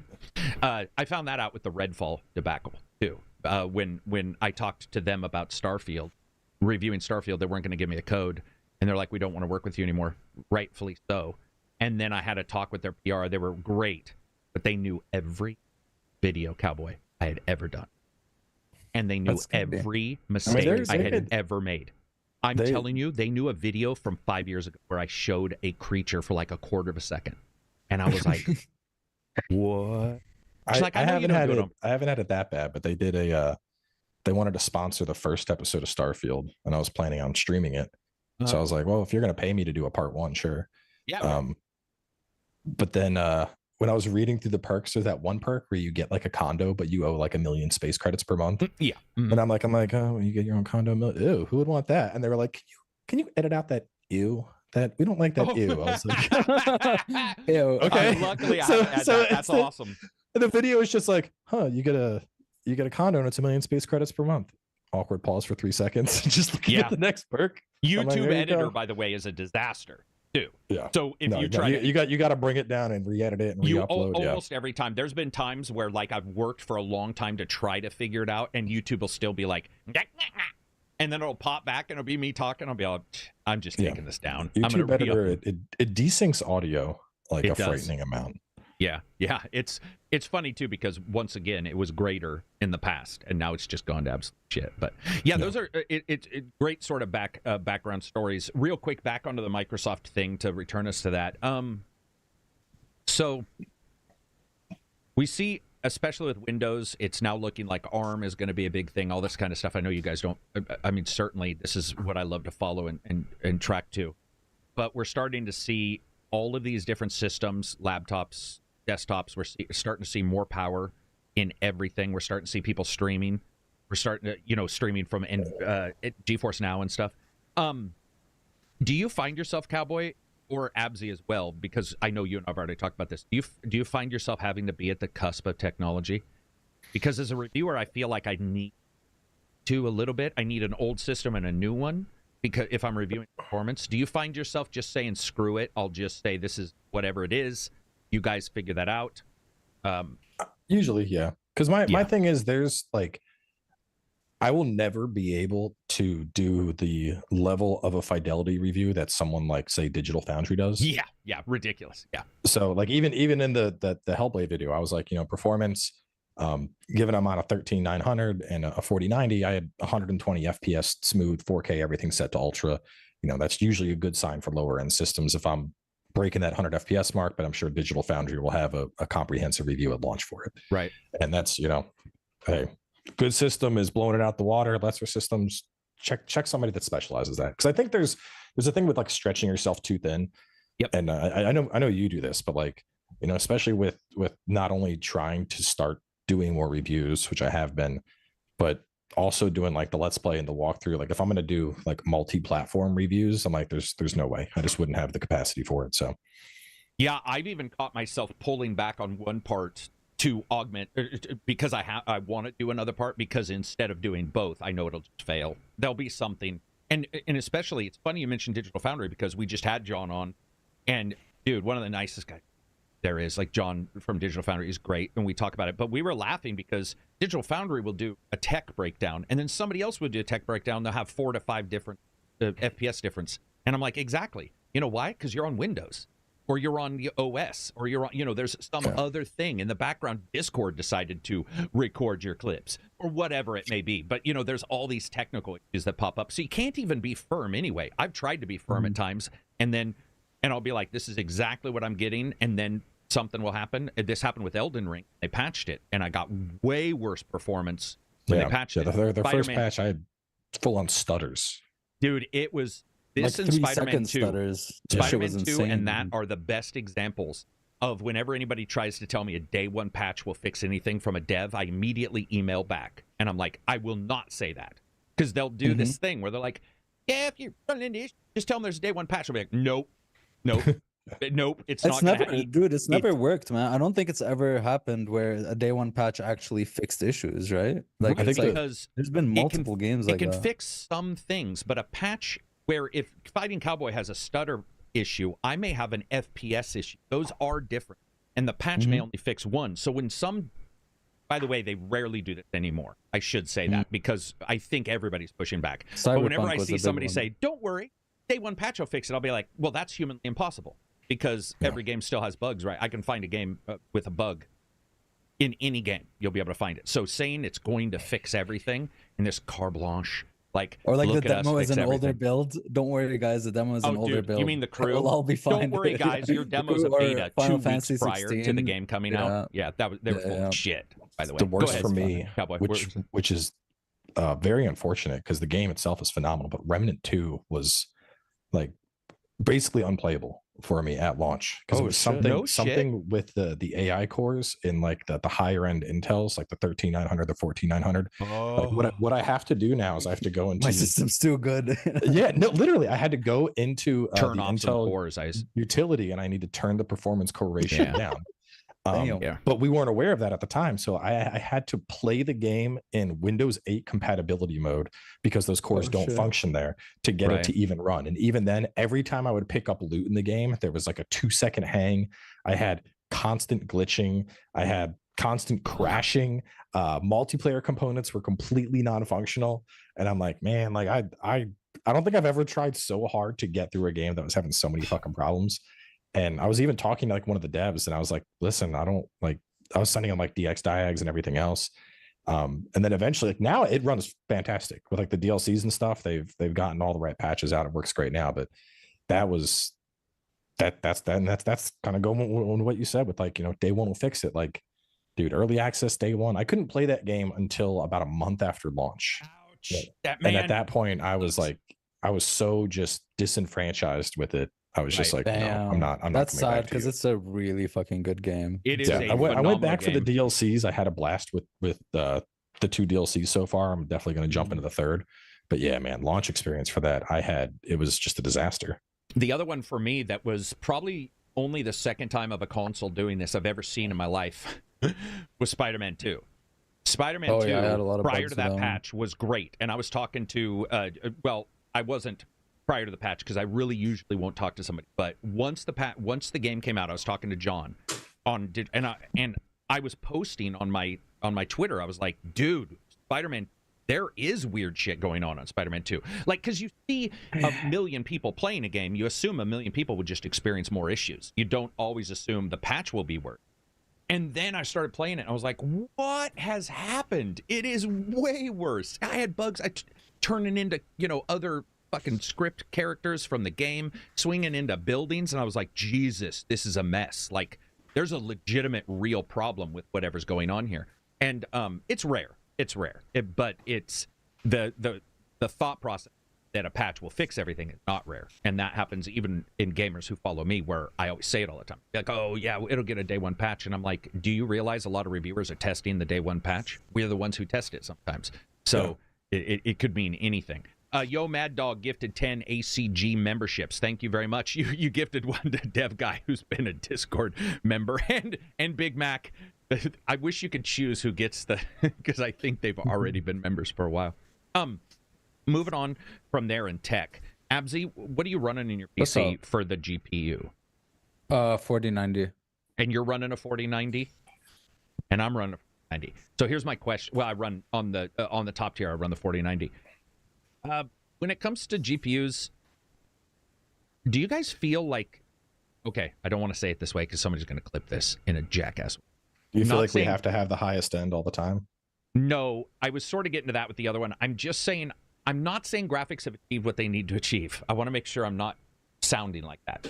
But I do feel that there's a diminishing return right now that I'm starting to see in these games, where I would like to see those improvements made elsewhere than in, ray trace, path tracing, and Cyberpunk 6 months, 2 years later. And I think we're seeing too many devs rely on like DLSS and ray tracing as a bandage for just shit core performance. Yeah. And they just assume DLSS will fix it up. Right. And it's like, well, no, not if your foundation is like a bag of shit that's covered with bows and decorations. Like, it still needs to run smooth. DLSS shit, like, I always use it now because it's usually going to be what boosts me up to like close to the 100 mark. But yeah, no, it's like more than anything, and kind of on the note of cards, like anytime a new card comes out, I usually get it only because I feel like, and I don't know what causes this. I don't know if it's just because we're seeing a larger variety of systems, but I feel like in general, games are not coming out very optimized. Right. And most of the times it's like, well, the 4090 is going to just brute force this shit to work. Yep. And that's a very sad reality when it's like, I need the couple $1,000 card to make sure this game can actually run at 4K with visual frames that are not going to be painful to look at. Were you talking like? Go ahead. Oh, sorry. Go ahead. Sorry, no, that's on me. No, for your question, like, were you saying like strictly in graphics where we'd like to see improvements, or in games in general? Yeah, performance is definitely a thing. But I was talking. Graphics. So I guess what I'm seeing is, I'm not saying games look good enough, but I'm seeing that there's a level now where graphic fidelity can be pushed on the artistry side, like Cuphead, to unbelievable amounts. Which my brain is like, when I still see the original Ori game or Ori whatever, when I see that, I'm like, that is fucking Bob Ross, which it is drawers. If he saw that, he'd be like, wow, we are there. Like, this is fucking beyond belief. Yeah. But I still see, the companies wanting to sell you new cards and ray tracing and all that stuff. And you and I, Abs, have talked about this a ton of times. There are games that I like better without ray tracing because they were authored correctly to not require ray tracing. Control being one of them, where I like Control with ray tracing, but there's something about it that I don't mind at all with it off. And it's almost like different art. Yeah, it's different art and stylings. And I guess I just see this thing where it's like, look at our game, look at our graphics, look at this, and I'm like, yeah, okay, but the AI still does. That's what I'm talking about. Yeah, we've seen now for 40 years. This is the thing. Like, this is why Dragon's Dogma excited me a lot, and I've talked about it a million times. But I want more games to do this, where they kind of where their systems kind of evolve. You know what I mean? Where they add more systems to games that could allow for like emergent gameplay and stuff. We've been seeing for a long time now, just games that are kind of like completionist games, where you're kind of doing the same thing, but not really, in different games, just with prettier and prettier games. So I would love to see something new and something more dynamic, rather than just like FPS or graphics increase, personally. Yeah. And AI is like a huge one. It feels like sometimes they master the AI or trick the players into thinking it's really, really good AI, and sometimes it's just complete garbage. Like Fear did it back in the day, where the AI was phenomenal, but it was all tricks, right? It was all tricks, and great tricks though. Great tricks. And I don't know if it's because like how big games are that the AI is getting worse, or if it's harder to pull off, or what have you. But yeah, that would be way more substantial to me than just graphics. Flexing Mecha brings up a good point. I think we've all already agreed on this before, but look at Ghost of Tsushima. Doesn't use ray tracing at all and doesn't need doesn't need DLSS because it's artistic choice to push the quality. I should point out they have their own kernel renderer, but that does cheat. That's what they should. Yeah, that game is a good example of presentation making every part of the game much better, because on paper it's a really basic game, but the presentation, how it feels and how it looks, just literally just makes it better. I think that's what makes FromSoft so distinct, because like from a graphical perspective, absolutely agree. The graphics on Elden Ring they're not going to compare to Tsushima even, or Horizon. A lot of open world games, but the artistic, like, I mean, shit, the first time you reach the lakes of Liurnia, you see like the fucking, you're like Hogwarts in the middle, dude, and you're like, like it's a whole, their artistic vision is just top notch every time. And that's why, like with Hellblade, it's absolutely beautiful graphically. Until we're at the point where I can put on a headset like an anime character and dive into my game, I don't see, like there's only you can only get so photorealistic. Yeah. And kind of mirroring what you said, I think that's why, we're at a point where like, hey, graphics can look good, but it could be an indie game. And if the art style is right, I'm still going to play it. It's still going to look great. I'm worried less about graphics, and I'm worried more about emergent systems, about smart AI, about patterns that aren't, brain dead, easy to read in combat. I want to see the evolutions in those areas. And, that's unfortunately, that's not where it happens all the time. No, but I will say, man, for a small period of time in the last 5 years, I've noticed something that is why I got into reviewing. And that's that occasionally a game will come out where people talk about the audio. And that's why I'm happy for Hellblade 2, because as somebody who still knows friends who play on their LCD flat panel screen with their mono speaker, and I just want to kill them because they're missing 90% of the stuff, and they'll talk to me about the sound in a game being good, and I'm like, dude, you're looking outside at the rain, you're not in it. You have no clue what that feels like until you have even cheap headphones. And you need a DAC with a tube amp with a headphones. You don't exactly. You don't need that shit. And anytime you hear that pinky up shit, as somebody who has those things, fuck off. Yeah, same. Like fuck off, because you're artificially gating the experience for people. Let them get in.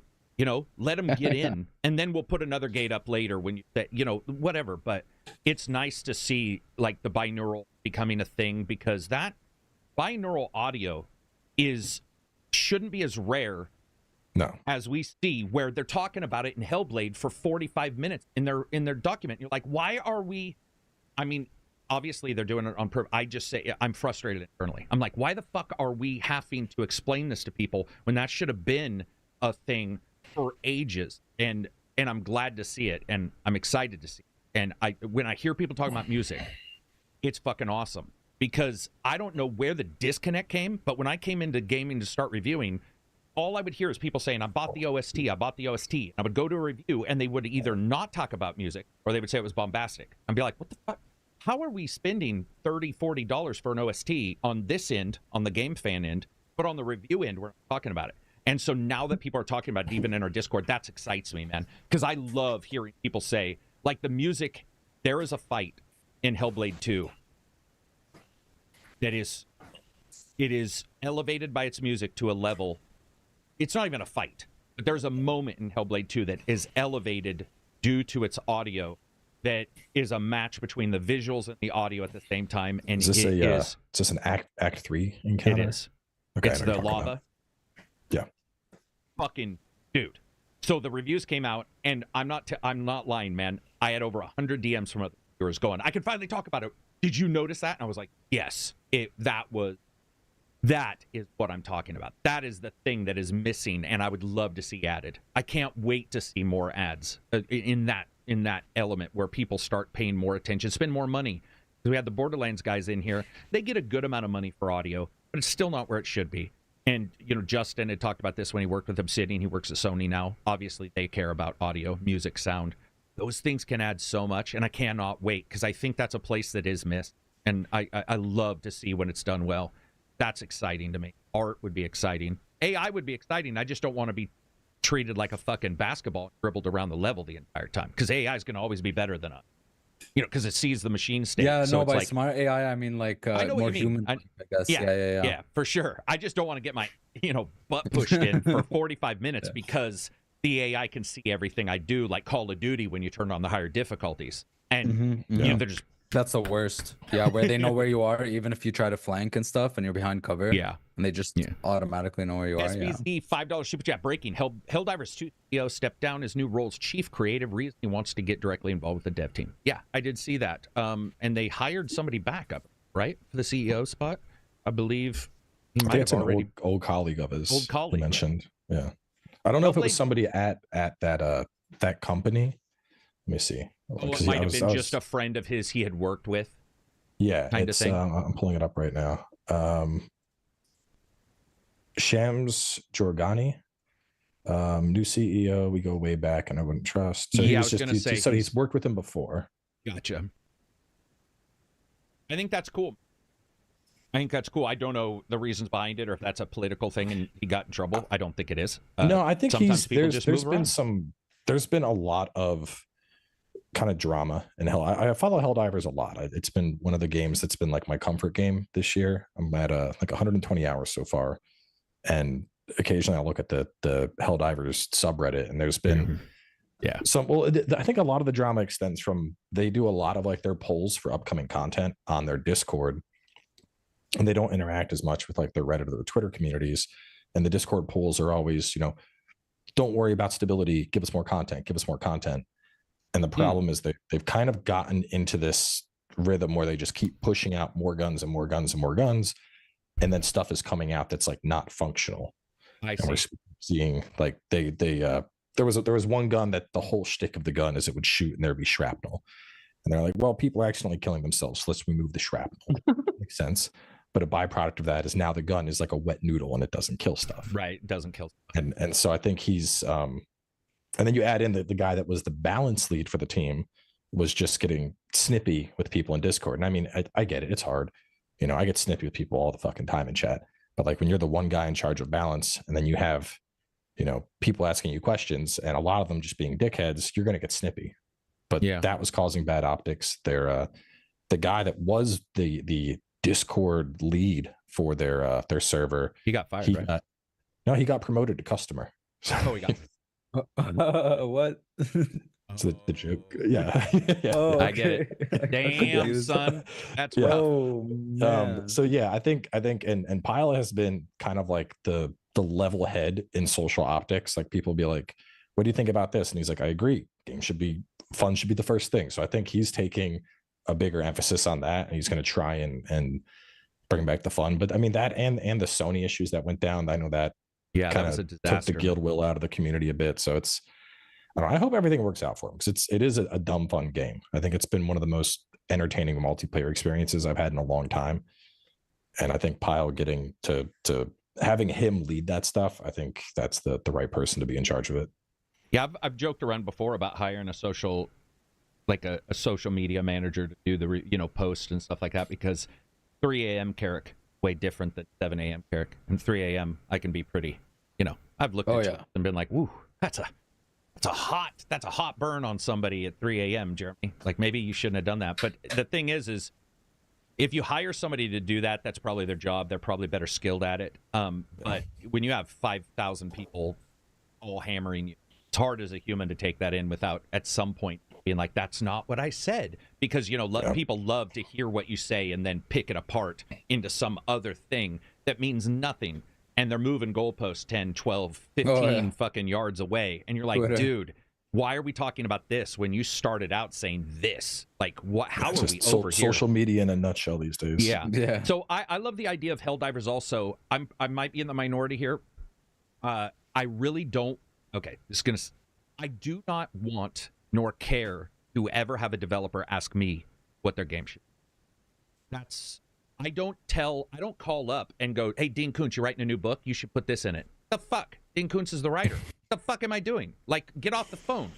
Let them make it, and I'll respond to it. with a game that's live like this, that changes a little bit, because you do make those changes. And I think that they're doing a pretty fair job. I think without the Sony issue, it would have probably been some of the changes maybe would have got quicker. I don't know.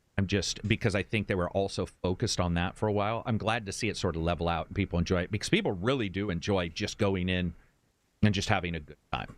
Yeah. And it is the Starship Troopers B movie, popcorn movie of a game. And I think that if you treat it like that, it's great. I think one problem is our meta. I know you see this because you do that deep dive. Here's how you build a perfect character in Elden Ring. Not every game is that complex. Yeah, no, there's the meta chasing in Helldivers never made sense to me. It doesn't have a couple either. beers with your buddy, fuck around, shoot bugs and robots. Like it doesn't matter how effectively you kill them as long as you kill them. That's all. Exactly. Yeah. I agree with that firmly. Go ahead. Go for it, Abby. It's shitty because remember we had an interview with the devs from Darktide, and they were talking about how game development. Yeah, Victor.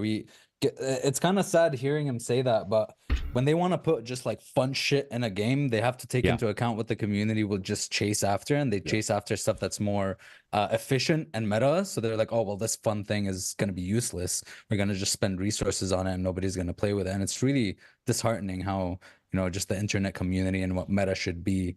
It's just I think the best change that I've seen for Helldivers, there was a bug that took a while, but damage over time effects weren't working properly unless you were the game host. So stuff like the flamethrower, unless you were the host, it didn't work. That has been fixed, and now pretty much every game I'm just running around just letting everything on that's fire. why flamethrowers got much stronger, dude. I was wondering. Well, they think they buffed it, and this was what was weird. It's like they were looking at overall stats, and they're like, the damage is low, so like it got buffed, and then it got buffed again to the damage tick, and then they finally fixed it, and it's in like this golden place. Because I mean, if I got to get that close to bugs, like let me fucking torch them. Yeah, right. For sure. Right.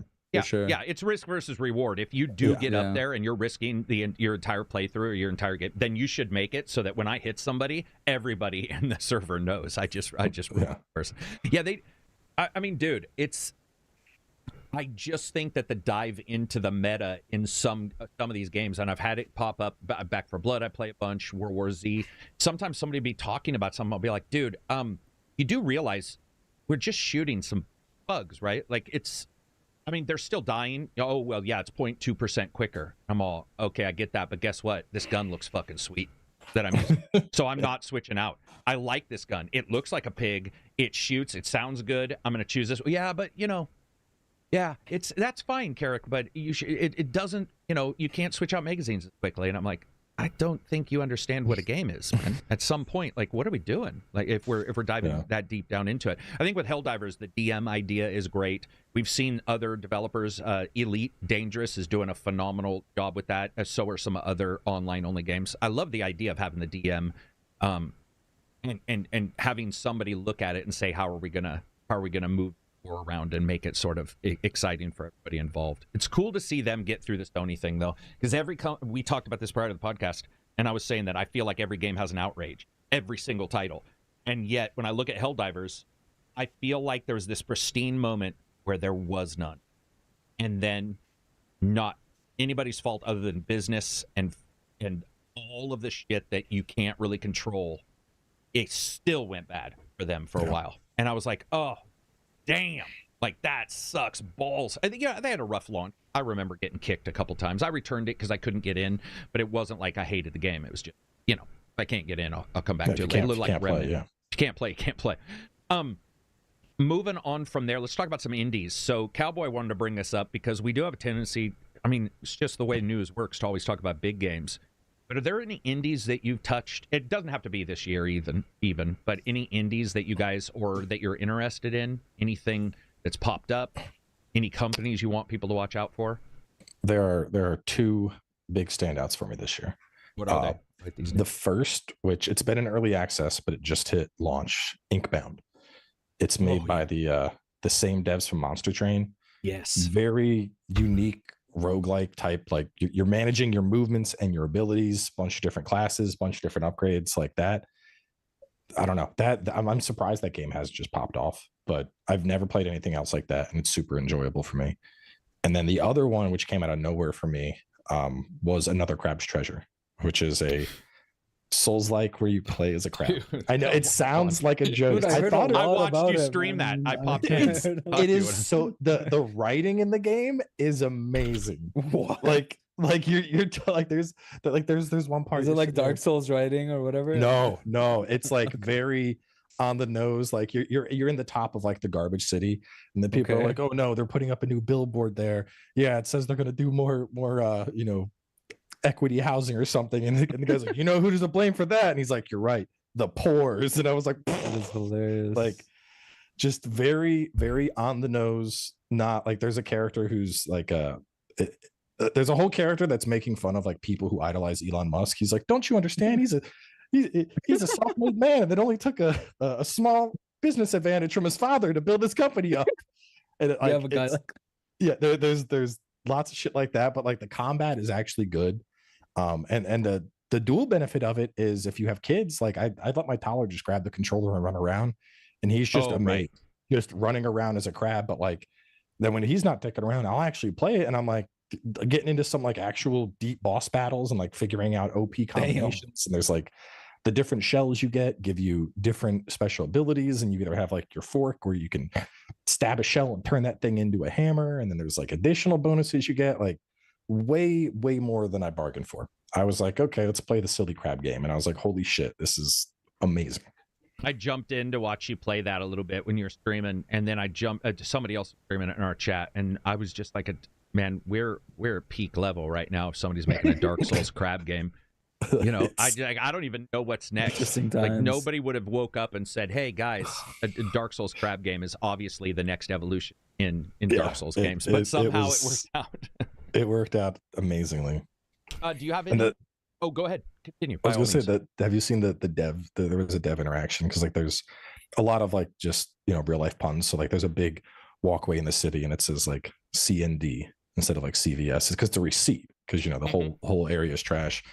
And the devs posted like an interaction, and it was like, oh, this is how this idea came along, and they were like ballparking ideas. One dude's like, I really like CND, and the guy's like, what's CND? And he's like, CND's nuts. And I'm like, this is how this ended up in the game. And I'm like, it looks like a dumb game. Yeah, I'm like, y'all are the most brilliant devs I've ever seen. I love it. 10 out of 10. I like the idea too that they go, I think we're now getting slightly to the point to where there's a little less worry of like random cancellations, and so it's fine to do a little joke here and there that might be off color. So I like that. It just, when I looked at it originally, I was like, what the hell? Inkbound though is crazy, and the Monster Train devs know what they're doing. The Monster Train was fantastic. They know what they're doing when it comes to making games, so it was really cool to see them succeed. But you were right, I was noticing it didn't catch on, for whatever reason. I don't know. Release time? Yeah, maybe? I don't know. I know it didn't have like a ton of marketing. I did some like starter guides for a lot of the characters, and I used to stream it a fair amount back in early access, and it's just been busy lately, but it just, I don't know, it never like clicked with people. And I definitely think it's turn-based, right? Yeah. Because they even had a whole thing where they were going to do like a battle pass, and they were like, you know what? Fuck it. All the cosmetics can just be earned in game. We're dropping this. Game is one price now. Like they were hitting the mark on like shit gamers want in this market. Yeah. All and the gamers, it just didn't, I don't know. Talking points. I liked what was Circus turn-based Circus. Oh yeah, Paradise Circus? No, Paradise Circus. Circus Electric. Yeah, that's a turn-based Monster Train style of game with cards and all kinds of clowns, and you're like all circus performers, and they all have attacks. It's a little like Darkest Dungeon, but card circus games. I need to look at this. It looks like Darkest Dungeon, but circus. And I did it didn't really catch on. And I got to tell you, it's like one of those games where I can't really figure out why it didn't, because it had everything I thought people would like, and I was like, dude, this game is a blast. It's got an awesome story. It's got longevity. It's got cool attacks wherever, like the ability for a clown to, clowns to play music and make the other enemy characters dance and get tired. Like all kinds of stuff. And each clown was different. So, or like there was the strong man from the circus, and the art style is very steampunk / yeah, this looks cool. Black and white clown pictures kind of thing. Fucking phenomenal game. And I wish more people would have tried it out, because that's the same way, man, where like I cover it and you think something's going to hit, and nothing. just like came and went, and don't hear anybody talking about it. It's one of those, smaller devs that I wish had seen some success. What about you, Abzi? Do you have any smaller? Well, I always shout out Signalis, which is one of the best games, definitely the best survival horror game I've ever played. I'm still playing V Rising, which I think has phenomenal combat. V Rising is so good. Yeah, dude. I waited. I played a little bit of it in early access, and I was like, I'm just gonna let this cook. And so now I'm really getting, and I like it more than, I can't even go back to Diablo and shit. Dude, I went so hard on launch. I gave myself a respiratory infection from just like holy shit, not sleeping. There was like 36 hours in like 3 days. It was just dude. Were you in a PvP server or something? You just had I used my wife's unused PC to host a server. And everyone from the community joined in. Nice. But then I went like mega degen. I was like, I will become Dracula. I will be the first to get there. Dude. It's very addicting. The game's the epitome of just one more hour. Yeah, 100%. It's just phenomenal how they combine like the vampire role play into actual game mechanics that make sense. Oh, it's so good. Animal Well, I really want to try. I've been hearing really, really good things. And that's it for now. I want to see. That's the Donkey published Animal one. Well, it scored, but I mean, phenomenally across the board, and phenomenally by gamers. Like that thing is doing really well. I mean, I don't know sales, but I mean, it appears to be a insanely good game. People love it. Yeah, for sure. And one more, I'm still super interested in No Rest for the Wicked, but I don't want to touch it until it's 1.0. Yeah. It needs more time to cook for sure. It does. I put in about 30 hours and they got a great foundation, but it needs more time in the oven. Mm-hmm. Yo, Mad Dog, $5 super chat. He says Halls of Torment was incredible. Best indie title I've picked up in quite a while. I played that before they changed the name. It didn't used to be Halls of Torment. Okay, good, because I thought that was something else. It looks like it was called like Dungeon Keeper or something, and because at some point I noticed it because I had it in my Steam Deck. I'd play it on trips, and then I was like, "What the fuck is Halls of Torment?" And I don't remember what it originally was called. Gotcha. I'm gonna look at this. That one is. I really like the graphic style on that one. It's very satisfying. It feels like Diablo 1 or 2. This. Yeah. I don't think I've It's one of those survival vampire. Yeah. What was it called? Survivor like. Yeah, Survivor like. Yeah, that's a new term. I think that's why I didn't turn it on. Yeah. Not to diss. Those are Deep Rock Galactic, their Survivor that one was the is one really I was going to. good. This one's Deep Rock one's Galactic. really, really good. They do good work, man. I love Deep Rock Galactic. Both games are phenomenal. You know what I finally played? Oh, go for it. It's not an indie game. I finally did Outer Wilds, and that was teach me how to get into that game, man. I keep off of it. Every time people are like, "There's one game you could forget and play again," it would be Outer Wilds. That game was just a fucking experience. It was amazing. I can't, man. Clue what's going on in that game. I've tried. I tried like 4 times, and I'm like, I don't get any specialness from this game at all. It's just one of those. Oh my god, I loved that so much. I need to give it another. I mean, Pillars of Eternity took me like 6 times for me to actually get through, and loved it. So maybe one of these times. Yeah, some games are like that, man. Some games you'll just, like I always say, Fallout 3 was that for me, where I was like, this is trash. It's a brown color simulator. It's terrible. It's fucking, it's boring. It's horrible. And Josh would not get off my junk.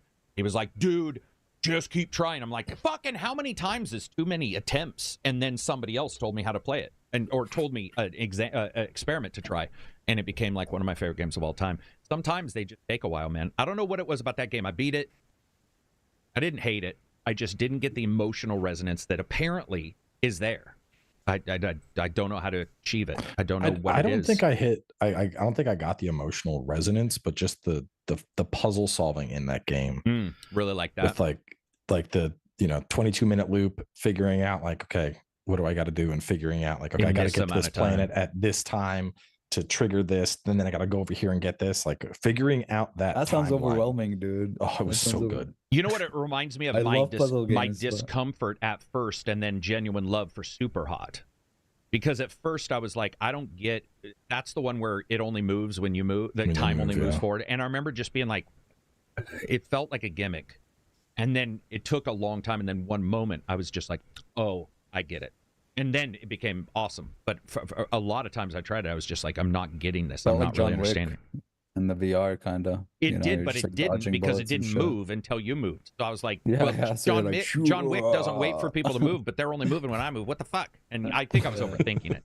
Drawn2J, $10 super chat. Do you guys think with Microsoft possibly offering Valve $18 billion that it's worth $6.8 billion in a private company? Do you think it would be accepted by Gabe? Okay, so would Gabe accept $16 billion? I don't think he would. Gabe is very happy grifting indie devs for their 30% on Steam. I don't see any reason why. Yeah, I said it. I don't see any reason why he would get off of that. It's continual money. It's not one payoff. I think he likes running Steam. He likes doing Steam decks and indexes and occasionally releasing a game. There's a level where it's like, it's more money, but like if everything is good already, why change? Yeah, and I mean he's done some stuff I really don't like behind. I'll just admit he won't sell it before Half-Life 3, right? Like they'll definitely release Half-Life 3. My ass, that'll be a card game, like Reg always jokes about. You're never getting a Half-Life 3. Artifact. Kill it, hold it down like a 1960s housewife and never talk about it again. It's not going to happen. It's not even Bloodborne. Bloodborne? Or Hollow Knight? That's Sony. I'm just saying Valve. I don't think we're going to get a Half-Life 3 from them. I think it'll be another VR game if we get one. Because they'll want to push Index 2, whatever that, they'll want to saddle it with their VR, which, by the way, is smart. I mean, I may dislike it because I want a Half-Life 3, but I think they're smart. They know how to peddle their systems, and like Index sold gargantuan amounts, not only because it was really good, but because of Half-Life Alyx. That's a phenomenal game. I have 2 VRs and I just can't. Every time I try to like really get into VR, I don't know, man. Dude, it hurts my head, unfortunately. I can't do it for more than 30 minutes. I've got the good ones that don't even hurt your head, and even that is we need to get to sunglasses level, which I have. I have the Nreal and the Rokid, and they still aren't there. And we're not blasting lasers into our eyes like fucking Absy keeps bringing up. Nobody wants lasers into your retina, so it's not going to happen. Engulfs That's dumb. It's never happened. Sight. As somebody who's had cataract surgery, I can tell you if that ever comes out, the amount of suings that would occur. But I couldn't see contacts or something. Oh, dude. I see kids staring at the red dot laser at like Fred Meyer. If they're doing that, they're going to, like, what the fuck? They're too stupid. They'll be burning their faces off. But I love the idea of VR, man. And I got super light headsets. The Pico is fantastic, easily hackable, and I'm the same way. And I always joke with Absy, mine's in touchable distance, and I touch it to realize it's still there, and then go back to the flat screen games. And I like VR. Contractors Battle Royale is fantastic, by the way. The Contractors devs released a Battle Royale version of Contractors, and it's a VR Battle Royale game, and it's awesome. And I love to see that success, and I have no desire to get it. None. VR is uncomfortable, and I don't know how they're going to fix it, unless it's like, something. Maybe you could do something like connected to headphones where you have a Geordi from fucking Star Trek Next Generation, hair braid across your eye. I just don't know how you're going to make it comfortable. Yeah. And then I like to share games too when friends come over. You can't share a VR screen. You can't, there's no communal aspect. You got it off. You have kids, so you got to make sure you don't karate chop a child, or you do. Depends on the type of father you are. But I'm just saying, it's like it cuts you off from the world. It's not. Well, it's hard from a content creator perspective. Like I've streamed VR games before, and half the people watching are like, I might throw up. I need to stop. Like, yeah. Did you see OBS?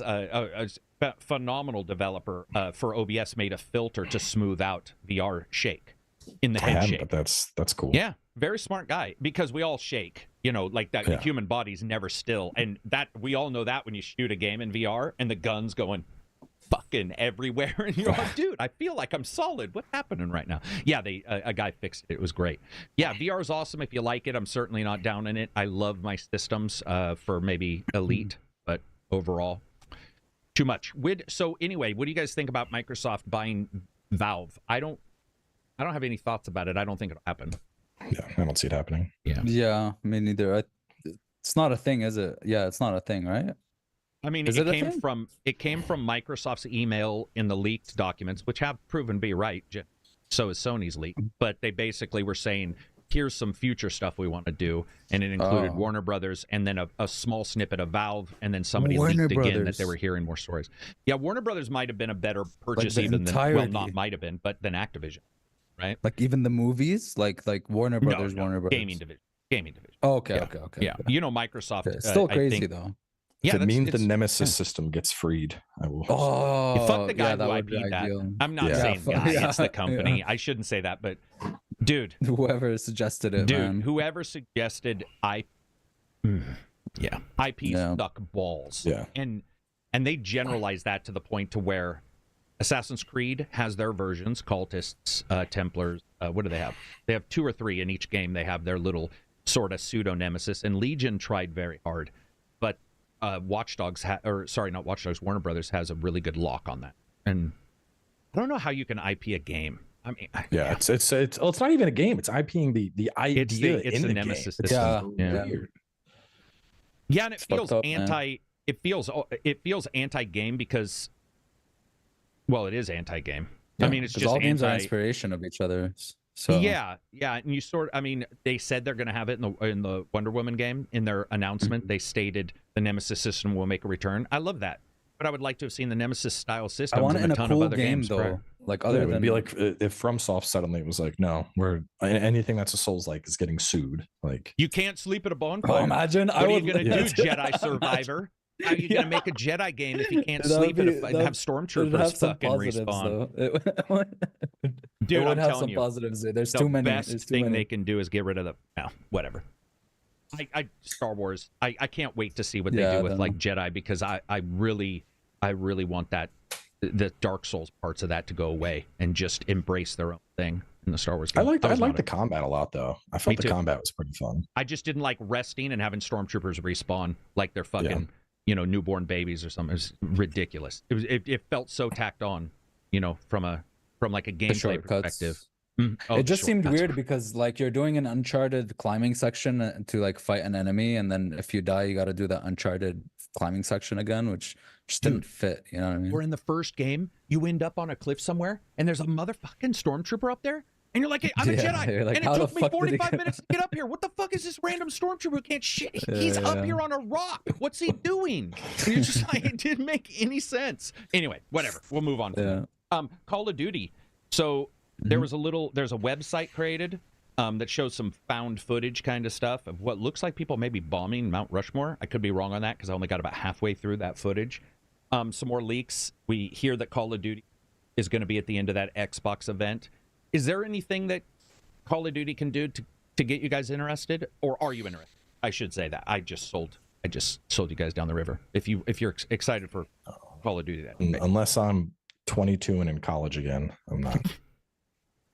Yeah, I don't know, man. I don't know. And on Adderall, all the Adderall. Yeah, it's just. I don't know, man. Even like I wanted to try out X Defiant and stuff, but these arcade shooters are just. It's not like a pinky up thing, but they're just not doing it for me anymore because I'm just like into milsim stuff, and once you get a feel of that, it's just like everything feels kind of. I don't know. Samey, I don't know. almost? Maybe right now I'm just Shallow? not in the mood. Yeah. But for Call of Duty itself, like they've been stale for a while for me personally. I haven't really enjoyed one since the original 2 or Black Ops 2 or whatever. I enjoyed Infinite, and I think that was the last one I really loved. Cowboy, I don't hear you talking about shooters very often. Are there any that you're a fan of? Doom and Doom for sure. I think the thing with like shooters, like I used to do a lot of I did a lot of PUBG and like DayZ back in the day, and those were a lot of fun playing with friends. But like that's the only instance I would do something like a Call of Duty or a Battlefield, is if I had like 3 friends that were like, hey, we're gonna do this, we're all gonna play together, it's gonna be just dumb fun. And a lot of that group I used to play with, as goes with getting older, everyone gets jobs and gets busy and work, families, and then you have me whose job is to play video games. So I'm like, oh, I don't want to fucking play Call of Duty by myself and just get salty while I'm live and be like, fuck this fucking shit game. And I'm like, so I've Plus, even like I would like. Sorry, go ahead. No, go for it. No, I was like very happy with Helldivers, for example, because they had that friendly fire. They had like, if you drop a mag, all of it goes away, and they had like the proning, the dodge, and all that stuff. And I would like to see more of that weight. Like it felt like that game feels like it has weight to it, and I would like to see that in something like Call of Duty. Can I ask you a question though about that? Mm-hmm. That wouldn't work person shooter though. Why right? not? What do you mean? Because the weight wouldn't be there. Helldivers? The weight, Helldiver's weight is translated via the animation. The animation, I feel like it would that's feel right. odd as a person shooter. Well, So, I mean, I like momentum. Usually, like for example, Tarkov has a lot of momentum. True. You can't just like stop and do that. So I do. When movement is nailed like that, I really really enjoy it much more. But Call of Duty just feels very floaty and arcadey, which I'm just not into at the moment. I see.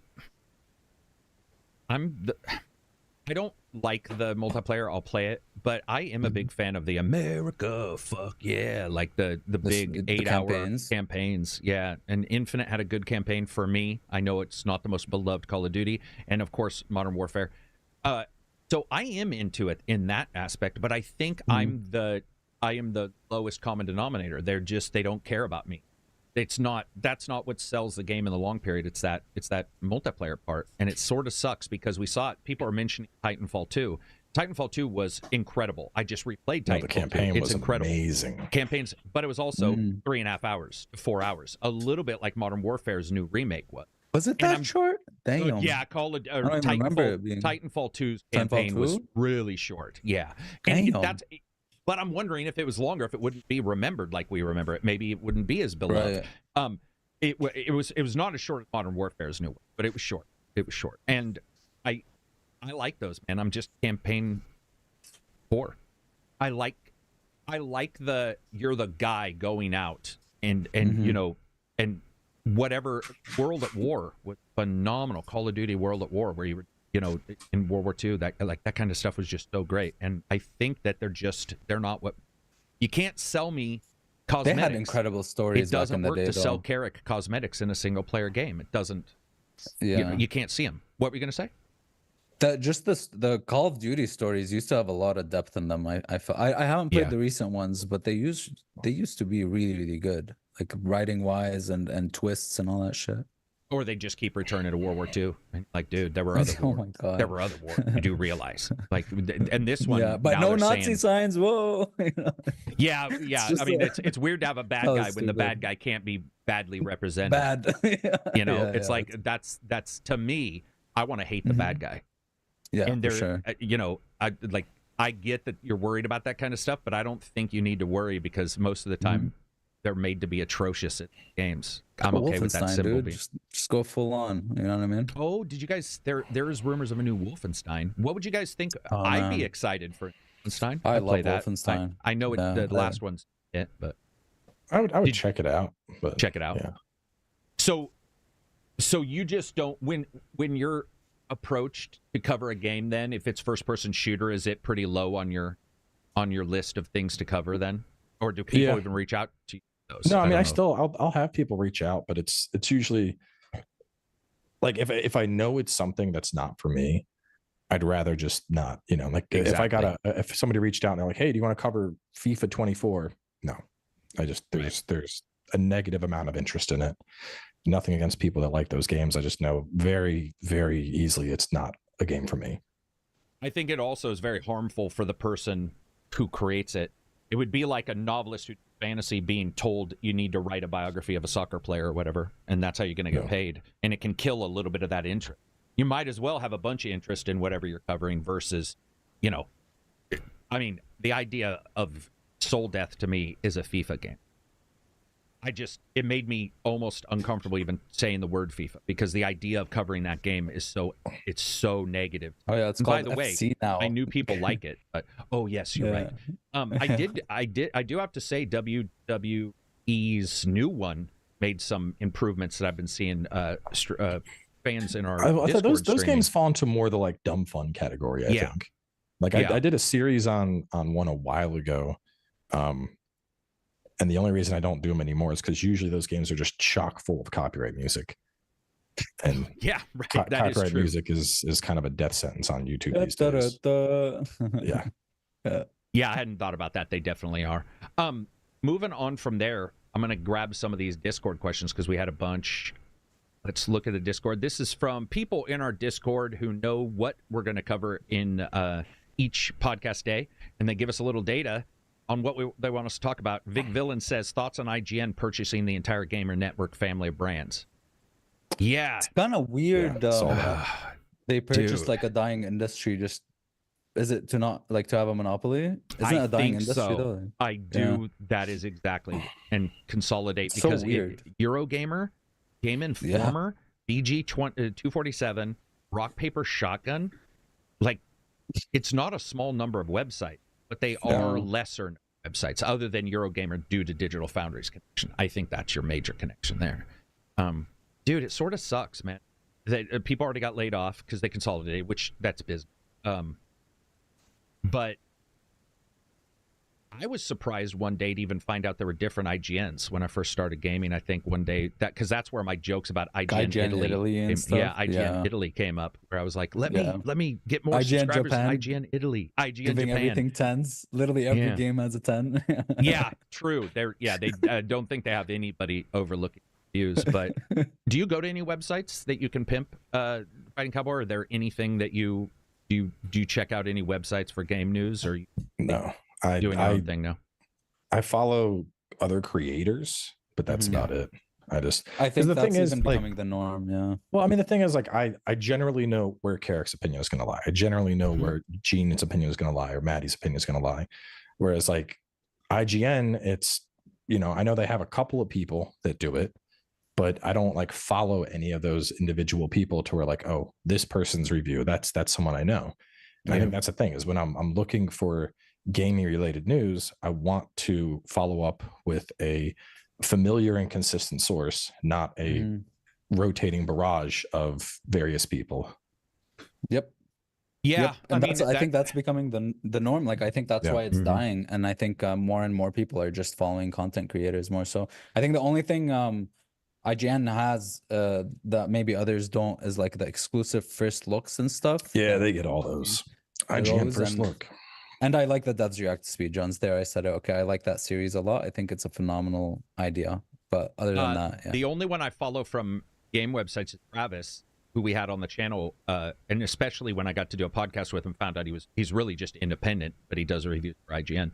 And getting to talk to him, I think they know internally too. He's never said, I'm not speaking for him. I'm just saying that, like, he knows that as an independent reviewer, even the moment he puts something on a website, it's the it gets lost in the you see a bearded face, you see me, and you're like, that's Carrick. It's obviously not Johnny or Absy. Yeah, it's like that is Carrick for sure. So it's easier to translate and go, I've seen this guy multiple times, which can also be a negative. If somebody hates you, they're going to remember that longer.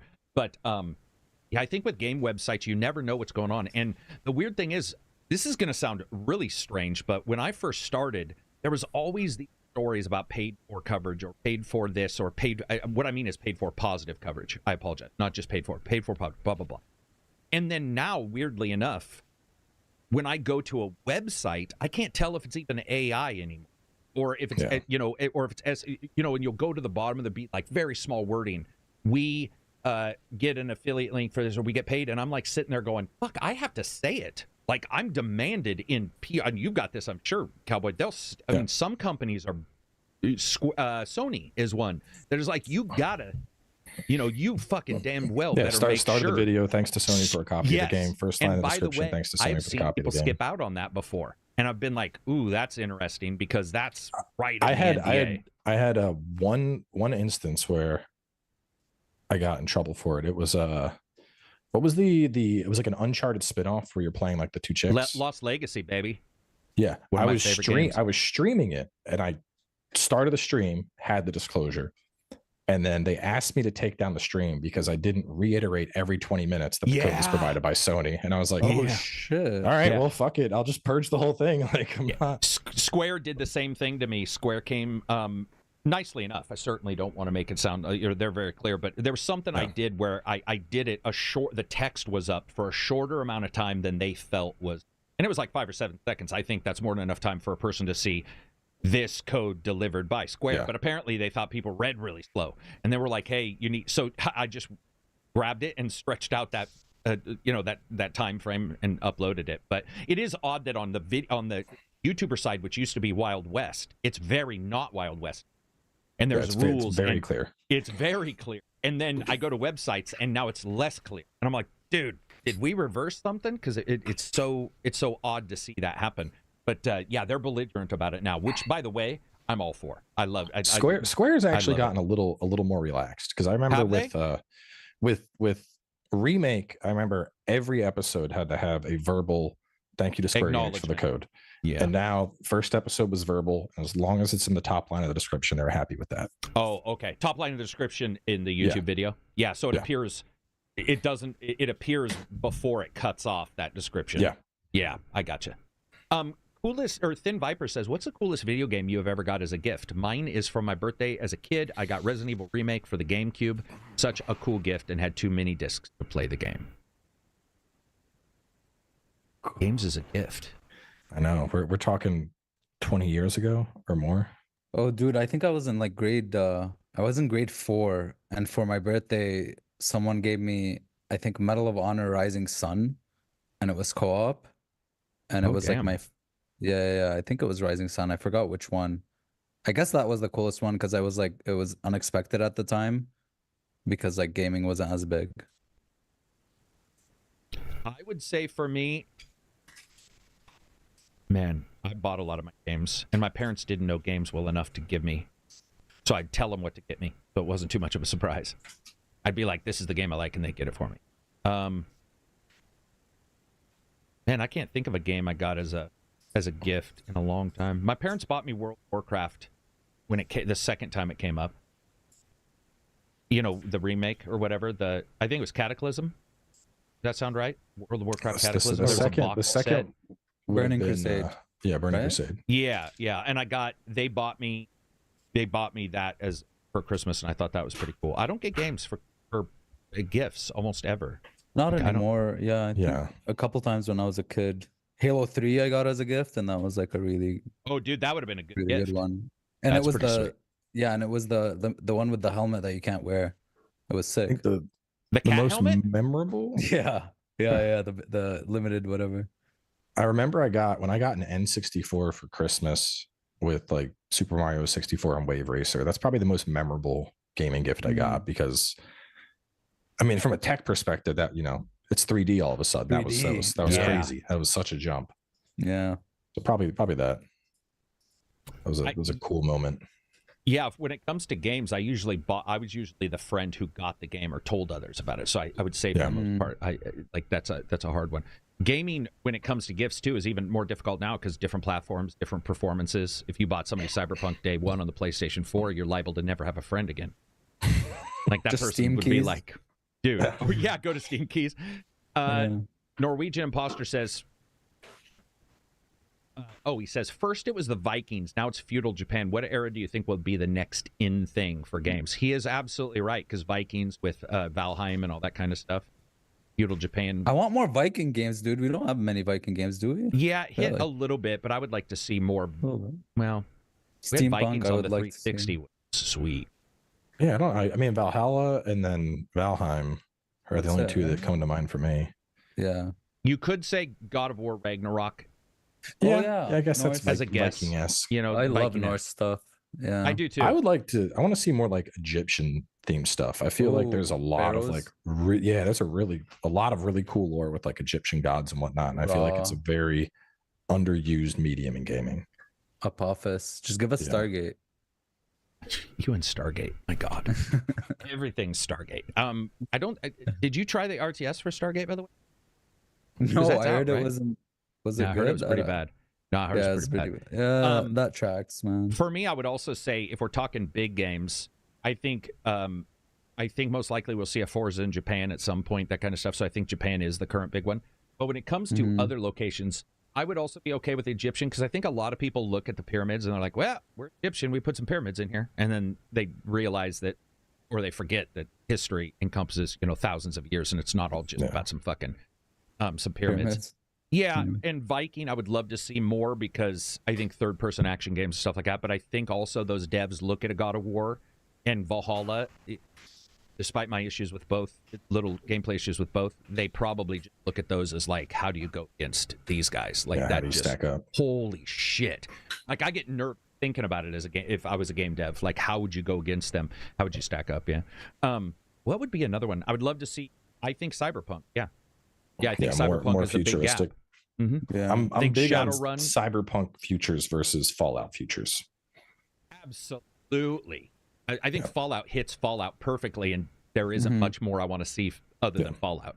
Like, they've nailed that. And Wasteland 3 was amazing. That's what I mean. Yeah. I still think Wasteland 3 and Fallout. Wasteland's Fallout, basically. You know what I mean? Yeah. Just because of who created the goddamn things. But Cyberpunk, man, Shadowrun, fucking all that kind of stuff. It's my Cyberpunk fantasy mix. Oh, yeah, that would be a cool thing to have. Yeah, it would be the coolest thing in the world, man. XCOM, Cyberpunk, XCOM, all that kind of stuff. I mean, especially now that the Witcher devs are moving on, or the Cyberpunk devs are moving on. I don't know what we'll get from them for a long time, but I don't want to be 60 years old playing Cyberpunk 2. By then, what was it called? Or Project Orion or whatever? Yeah. Is that what it's called? Project Orion? Right. Project Orion is the next Cyberpunk code name. Oh, gotcha. Something like that. Yeah. I try not to follow any until we get it. I've learned my lesson. We're good. We're good. I'll just sit back and they can do their bullshit. I have got a hard spot for them.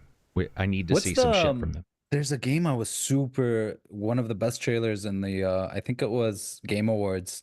It was like The Last Berserk. Was that like Vikings or I forgot what that was. That wasn't Vikings. It was like anime fantasy. I'd say it's just generic fantasy. Dark fantasy, maybe. Dark we could go with fantasy, like but dark with cool or gritty art. fantasy. Yeah. It's like Kazran, The Last Berserker, I think. Yeah. It's not It's not Viking. For some reason, the like snow and shit reminded me of Norse stuff. The first Berserker, not the last Berserker. The first, yes. Thank God, I'm tired of the last everything. Usually the last, man. Yeah, I want the first one. I want the start. I want it deep in the shit, man. I want it where everybody's got magic, not some Gandalf motherfucker strolling around at 90 with a bad hip. I want magic. That's why I liked Hogwarts. Everybody's got magic, and I'm like, exactly, that's what I need. Cyberpunk, I did like for that reason, where everybody's cyberpunk. I like that. I don't need the last of it. There. Yeah, you're right. Berserk, for sure. That Berserk game looked pretty sweet, but it sort of disappeared, right? I mean, they showed it, and then they showed it at world premiere, though. I think they're in their hide and do shit phase, right? The art style was sick, hardcore action role playing. There were a couple in those trailers that I remember you and I were watching. For example, I know very few people care, but the Void Bastards sequel, I can't wait to play because I loved Void Bastards. That was also shown at one of those. Oh, the sequel was like a Wild West one, right? It's Wild West, yeah. That's another thing. A lot of games West Bastard or something. Like I'm pretty sure Weird it's like West, just Evil West, Dead West. Yeah. Blood West. Blood West is great though. Book asks us a question. X Defiant finally launched. Thoughts if played? Personally, it feels like a COD slapped on top of Overwatch. The big draw here being there's no skill-based matchmaking. Something for many in the FPS world is a big point of contention. Thoughts on X Defiant? Am I the only one who's played that? I thought of it and then I looked at it and I was like, Oh, here's my one sentence review for that. X Defiant is as boring and as blah as its name. That is exactly what it is. It is non-committal in almost every single thing. They do not have a foot. There we go. That's You heard it here first. Blah. Not bad. Blah. But I Not think that can be almost less. Is it Ubisoft? Yeah, it's like Super Smash Brothers for Ubisoft. Didn't they just do? But like what was the? Didn't they did do Extinction, which was their zombie alien zombie one, and then they did the other one that I liked that got canceled. Yeah, Hyperscape. They did Hyperscape. Hyperscape, jumping around and shit. That one myself fun, and Takedown dude. Played that. I enjoyed the hell out of that game. Bouncy balls and shit, dude. That shit was fun. Yeah. All the special powers. That game was enjoyable to play. Yeah, but X Defiant is like, they're combining all their games together or whatever. DedSec versus I feel like for a while now, Ubisoft has just been like trying to find a new trend to chase. Like they're trying to make a hit game. Just throwing ideas Siege at the wall. Siege is doing really well right now. Like Siege has its market. You know, Siege ain't going anywhere. Yeah, it's a well-designed game. Like, but I feel like we keep seeing like new games from them. They're trying to like put. They're trying to make the next big game, and they keep just throwing ideas at the wall and hoping something sticks. Division Heartlands. I agree with that. I don't necessarily feel like that's changed, and that I feel slightly like they've always done that. But I do agree, and I think some of it may also come from the fact that they're big. They see those big tent poles because they have 3. They have Assassin's Creed, they have Far Cry, and they have what's the other one? They have 3 major tent. Well, they got Siege would be one for sure. I guess I would say, right? Or is that Ghost Recon? Yeah, Ghost and Rainbow Six. All that. They make money. And then they use that money and they look at development and these other things. And they've got your Watch Dogs, which they tried 3 times to make a massive open world game. And one did well, one did okay, and one did less than. It didn't do terribly. It just didn't do great. And they killed that. Yeah, I think I've always felt like Ubisoft throws a lot of shit around. I think their Prince of Persia game that came out, I think that's the best thing they've made in years. That was really good. The combat that was so good. I personally like Phoenix Rising as well, but that's just me. I like the combat. Phoenix Rising was fun. It felt like a more puzzle-centric Breath of the Wild. I actually enjoyed that more than Breath of the Wild because I like the puzzles. Yeah, but yeah, that Prince of Persia I think Division 2 is what I meant. I meant Tom Clancy, but Division 2, obviously, that's a huge tentpole and is doing stunning for them. Mario Rabbids, also incredible. I've never expected Ubisoft and Nintendo to get together to do a franchise like that, and they were some of the best XCOM games I've ever played in my life, if not better than everything but War of the Chosen. But yeah, Ubisoft does. I mean, they also Yeah, your other game. I know you like this, Fighting Cowboy, For Honor. Yeah, I haven't played in a while, but it's also very good. What happened right? with that game? Good, solid game. It's still going. For Honor is a blast. They just too little, too late. I remember. I feel so it frustrates me so much because I remember I was at the preview event for that, and it was like after the event, I'm just sitting there having beers with the devs, and we're talking about the game and performance, and I'm like, so what is your plans for connectivity? And they're like, oh no, we have this brand new peer-to-peer thing. It's like new tech. It's going to be, incredibly low ping. It'll be super stable. And I'm like, that's not going to work. You need dedicated servers. And they're like, no. You don't understand how good this tech is. And I'm like, I think you guys probably need dedicated servers. And what happened? The game came out. It ran like fucking shit with connectivity. And then like 2 years later, they finally, it was two or 3 years, however long, they added dedicated servers and they added crossplay and like all these things that just should have been there. And it probably would have been a success. I mean, that game seemed like such a hit out of the park. You have fucking samurais, Vikings, and knights, and they just get to beat the shit out of each other. Like that should have been an easy home run. And it was I just had a lot of fun with that game. For Honor didn't do it. Division 2 is phenomenal. Division 1's phenomenal. I know Division 3 is on its way. So it's like you look at those as their tent poles, taking that money and spending it elsewhere, I think probably is what we're seeing. Beyond Good and Evil is still being made from what I just heard just a couple days ago. But it's in a mess of a state. Ubisoft has a tendency also to just keep chugging away on games that many other companies would cancel, and they just I want to see more of that, like what they did with Prince of Persia. They actually added a lot to the Metroidvania kind of genre. They added some cool I thought that game was fantastic. The screenshot thing where you would like take a screenshot and it would put. I need that in every Metroidvania. Yeah, every Metroidvania needs that now. It was such a good feature. I mean, or just hit F1. Okay, it's not the same. Okay, it's a game. I know it's not. I just was in no way stunned or impressed by that, and I know you were because I remember you'd bring it up, and I'd be like, "Dude, I've been doing that for years." But I guess in the game, obviously, the better option. Yeah, and I did love that it put the picture down there so you could see.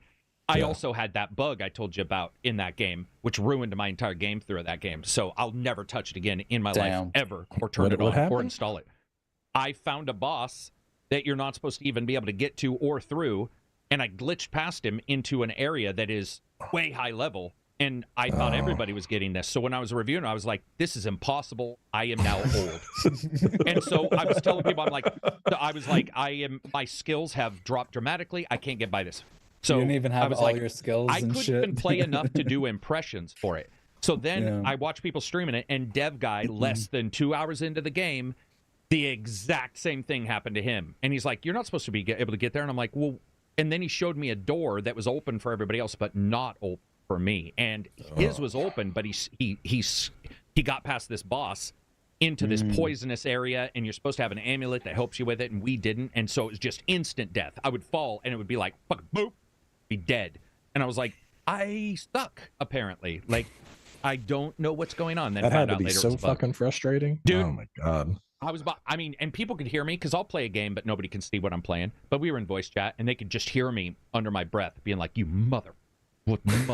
And they're all, what are you playing? I'm like, Tetris. That's the big joke. Whenever I say I'm playing Tetris, I'm playing something else. And I was like, oh, it's just Tetris. It's this L-shaped blob. Motherfucker. And I would be so mad because I was like, and you know how it is. You question yourself sometimes if you play a game and you think, is this me?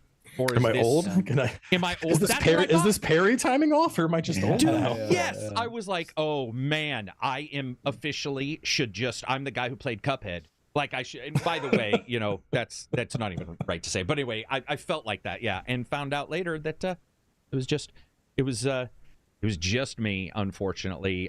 You know, got a bug. Great Ape says, Carrick mentioned on the podcast last month about his bout with electricity for 2 weeks in January. Later briefly mentioned getting a generator, I believe. What kind of generator? One of those that auto switch over? How many watts? Enough for the whole house? Blah, blah, blah, blah, blah. Asked a bunch of questions. So I looked this up because I saw this question pop in. I got a Westinghouse 12,500 watt. We're going to get another one, inverter. It's awesome. Doesn't do auto switch over yet, but I put it in its own housing, build up a housing, concreted it, got it all sectioned off, because it did cost me a ton of money. There were a bunch of games when I had my power outage for review, and I couldn't even email the companies back and say I couldn't do it because for a while we didn't have internet. But yeah, having a generator is a good plan if you're a content creator, because you can't do shit, and it sucked. So that's the one I got. I would suggest anybody have them if they have a job like ours. Cooler Master, this is from MK Bandit. Cooler Master introduces colored AI thermal paste that changes color to tell you how it's working. How would you see the color? That's the first thing. It would be. But it claims it can also maintain stable performance because it moves around via. Oh, it's made by there's AI. Like nanobots or some shit. Yeah. That's what I'm saying. Like, I don't want my thermal paste moving. I want it. I don't either. And I've applied it wrong before and watched the CPU core go up higher. So I like the idea of that. But you know, you have some meta. They've done really good job with meta materials that can move towards heat or away from heat because of how they contract and expand. Maybe it's that, but I wouldn't want that. I want to apply it.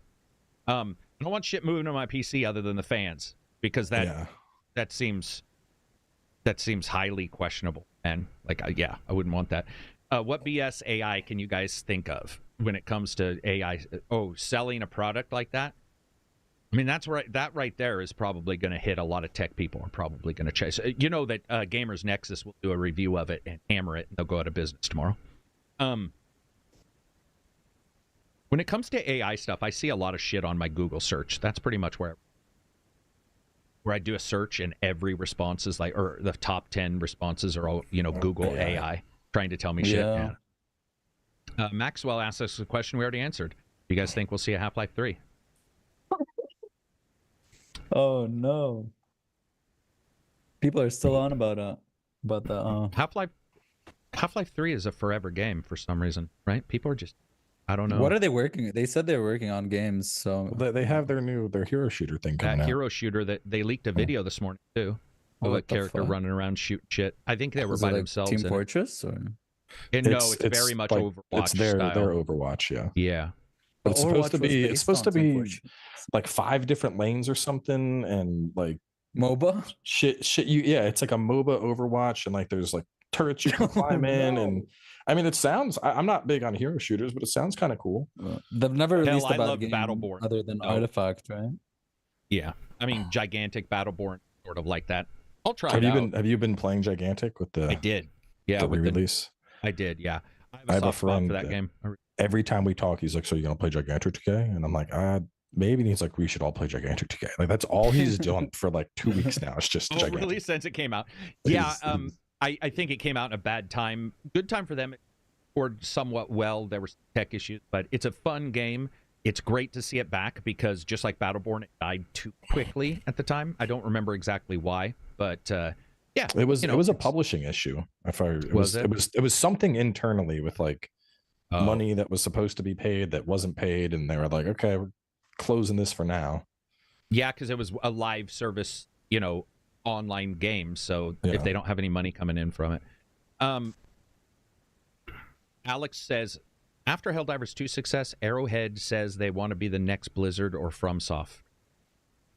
Arrowhead CEO says Blizzard he or wants FromSoft. to be the next Blizzard or FromSoft. So either you're making bangers or you're harassing your employees. Those are two very different companies, like extremely different companies. Dude, extremely different. They're where was this quote? This is from IGN. There was an interview. Let me go. So this is from IGN. From today's the 22nd, right? Yeah. It says after a shakeup at the business and the enormous sales success of Helldivers 2, developer Arrowhead has said is a grand ambition. In an interview with GameIndustry.biz, former Arrowhead CEO and now Chief Creative Officer Johan Heilstedt said they have no plans to sell the company, but do want to realize their ambition of taking it to the next level. We pride ourselves on being an independent studio. We have to see what the future holds, but there's nothing in the plans where we want to be acquired by somebody. I want to see how high we can fly, and bringing Shams on board. We have a good potential to realize that future of turning into the next From Software or Blizzard. I mean, that's a bold fucking statement to make. That might be I don't understand it, like the statement. I mean, I can understand if like when I think about growing up, Blizzard was like the studio. Like, yeah. WoW in its prime, StarCraft 2, D2, Warcraft, like those were the fucking days, man. Like I remember I got the Blizzard battle chest and I was like, I'm set for a fucking everything was a banger, dude. Yeah, I don't need anything. But modern Blizzard is a different beast. Shit show. Yeah. Right. Yeah. Oh man. Also, I don't know, just dude, okay. This doesn't make sense to me. God damn it. I'll just say it. Because even if Blizzard was good, Blizzard and fucking Helldivers 2 have no connection whatsoever. So the idea of even wanting to be like Blizzard doesn't make sense. It doesn't make any sense at all. Like, I don't even, and From Software, who doesn't do multiplayer games, and they're major, it's like, why would you even say you want to be them? It doesn't. It doesn't make any sense. Just fucking be Helldivers 2. You just had success. Be just Arrowhead. Be You are Arrowhead. Yeah, you like, are there. Be your you own are thing. there right now. This is the weird thing that's happening. By the way, when I sound angry, I'm not being angry towards that guy. They were asked in interviews, they clip out all of the context, but it reminds me a little bit of like when Larian was up on their pedestal saying that the only reason anybody's laid off is because companies didn't prepare. And I'm like, fuck you. I know people where they were prepared and they still had layoffs. And like, you sound like an old man on a hill yelling at the clouds at this point. And these guys sound the same way. It's like, just do your thing. It's okay. Do your thing. You guys have awesome success and you're doing really well at it. And I champion them doing another game. But if they also want to keep Helldivers 2 just constant, like one of those games that you just can't believe in, like No Man's Sky kind of thing, where you look back at it and go, they're this far? Like, that'd be awesome. What were you gonna say? I just really like how they paved the whole concept of live service into like something that's actually mechanically in the game, where it's like a concerted effort to do the dungeon master and whatnot. Yeah, for sure. And that is their thing now. You know what I mean? Maybe they are trendsetters, like they want to be. So I don't. Yeah, that's weird. Yeah, it must be clipped out of context or something, right? Probably, and that's no blame on anybody. You clip everything. I mean, that's how the world goes. You clip things out of context. I've been clipped out of context pretty rarely because I'm a loudmouth. But I mean, it's happened to me. It does happen where you're just answering a question. Somebody's like, "So you're saying this?" I think overall they have a good. I mean, dude, they're, the PlayStation thing sucked, but other than that, to me, Hellblade 2. I mean, wouldn't you guys agree Blizzard should be like Arrowhead? Yeah, Helldivers 2. That's true. They should make a game. Shouldn't Blizzard be like trying to be Arrowhead instead? Like, it seems like maybe they should get their shit in order versus the other way around. What were you going to say? Probably. They should make a game where it's Armored Core, but like Helldivers. You know what I mean? Even like mechs. You're all doing missions and shit, and it changes the world, and you keep doing like new missions and shit. I feel like they can do that. I feel like Helldivers has got a lot of little secret stuff. That there were leaks about the mechs being customizable at one point.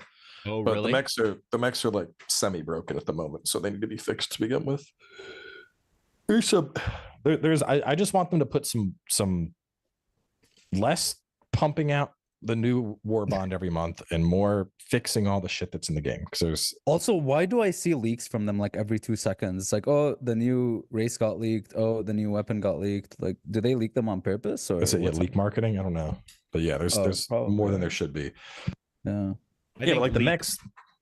Go for it. Well, there was an issue with mechs release. They were wild, but you have this fixed rocket, and so if you tried to like point down to shoot, you would blow yourself up. Yeah. And so they fixed that to where the rocket like shoots off, but now your rocket doesn't line up with your fucking reticle. So you're like trying to shoot a biosphere in the mouth, and you're like, shoo, shoo, shoo, shoo, shoo, and you're like, well, there goes 7 fucking rockets, but I guess I hit it once. I mean, the minigun works great, but it's like, you need that. I need my artillery back. Right. Yeah, man. I think that they so the little stuff, you can see the stratagems on the planet. Little shit like that is a great storytelling device that goes a long way. And if they continue to do that, and we joked about having a space game, like an add-on space game. That was more of a joke than anything. But I do like the idea of them breaking it out and doing their own stuff, using it as sort of a platform, because they have a really strong platform. But I do feel it's pretty shallow. And it's just my honest, like, if I were to play Division, I think the explosions and the over-the-top and the awesomeness of Helldivers 2 is better than 2 over-the-topness. But I like Division 2 because it's deeper, and I find myself doing more in Division 2. So I would love to see Helldivers add some, I don't know, complexity to it, I guess. I don't know. It's doing awesome, man. It's cool to see that. But boy, I bet you, Cowboy, deep down inside, everybody is hitting themselves over the head with this being their first big service cross-platform game and not being able to connect PSN accounts because of all the screw-up. Because I bet you they wanted as many people as possible on there. Is it still unavailable in those countries? I think they started rolling it back on a few, but there's still like majority of the list is still unavailable. Yeah, and Ghost. I think there were like did the same thing. 4 or 5 they rolled it back on. Ghost it might have been on weirder. Ghost. Ghost is even weirder because you only need it for the online component. For the online, yeah. Plus the online crashes. I can't play the Legends mode because it just crashes instantly once I try to get into a game. You mean when it tries, it does not work? It doesn't work. And I read in forums like other people are crashing as well. I don't know if it's everybody, but there's like different types of game modes, and the survival one is the first one I have to do, and that apparently crashes after matchmaking. So that sucks. Dude. Yeah, it's weird. Fighting Cowboy got a new car in the last year or two. I got a new car, and I'm going to tell you, if I was just driving my car and the wheel came off, I'd be pretty pissed. I mean, I don't know. I feel like we're so beat down. It's such an abusive relationship right now with games, and they're complex beasts. They're incredible to make. It's super hard, but I feel like if this, dude, I don't know. I buy a lot of stuff from a lot of other entertainment industries, and like if my book showed up at my house and it was missing pages 12 through 28, I'd be fit to be tied, man. Be like, motherfucker, it's missing pages. But in games, we're like, the entire multiplayer won't work. It's all right. Yeah. It just feels it's like at this point weird. You're buying into it, like into that risk, I guess. And it's not an investment. It's not a charity. It should be a fucking product for cash kind of thing. But somehow it's turned into this weird Kickstarter early access. I bitched about it before. I know you guys like it, and I didn't hate it, but I'm pretty depressed that the Ori developers, the new one, No Rest for the Wicked, that it's early access. Yeah, I'm pretty depressed by that because I feel like if they waited to whenever they were ready and they said this is ready, but we're going to be doing more a la Helldivers, it would be a better solution than early access. Especially with a game with like that, I would love for everyone to jump in at the same time and have that sense of discovery all together, rather than just going in later and being like, hey, this is where that stuff is. Sorry. No, it does feel like early access has reached a point where we're essentially just paying for the privilege to beta test games. Yeah. Oh, dude, nothing is worse than that, than this 3 fucking day early pay to play a game. Oh, that's the worst. Where the game is final. Dumb. And you're first they used to do statues, which at least cost some money, to make or whatever. And now they're like, no statues, because of course they do cost money. Instead, they're all, you get it 3 days early, and you're like, It's smart, but it's terrible. It's smart, but it's the dumbest smart I thing hate you it. could ever do. It just, it's horrible, man. I mean, it works, but I hate it. It's preying on FOMO. And if I like the game, by the way, I'm going to still say that game is worth buying in my review. So if anybody thinks I'm going to say this game is terrible just because of that, I'm not going to. But I can guarantee you I'm going to bring it up because it's so fucking weird. It's the worst trend ever, dude. I want everyone in on day one. Like, that's one of the best things about new games. I know you guys were talking about like how reviewing games and not being there with everybody else is kind of, affects you in a way. It sucks. So that's something that's really important to me, is just like day one, nobody knows shit. That's why I hate like data mining and stuff like that, or when games are meant to be like data mined before time and people figure out strats before it's out. Like, I don't. The weird one for me people is keep paying for that early access, so why should they stop doing it? Well, because I dislike it. It doesn't seem that hard to understand. The weird one, like I understand people doing it. I think it's stupid, but like, I'm not Ubisoft doing it 3 days early. It's a single player game. I'm fine with waiting. But like what gets me, so like when I jumped into the last WoW expansion, the Dragonflight, and it was like, buy our new expansion, you get Dragonflight for free. And I was like, whatever, what's the cheapest option? I grabbed that.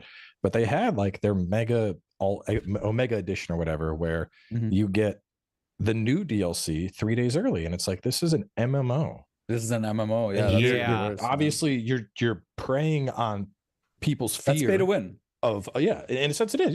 You're preying on people's fear of falling behind. And like, I'm a casual MMO player. I don't give a fuck. I'm not gonna.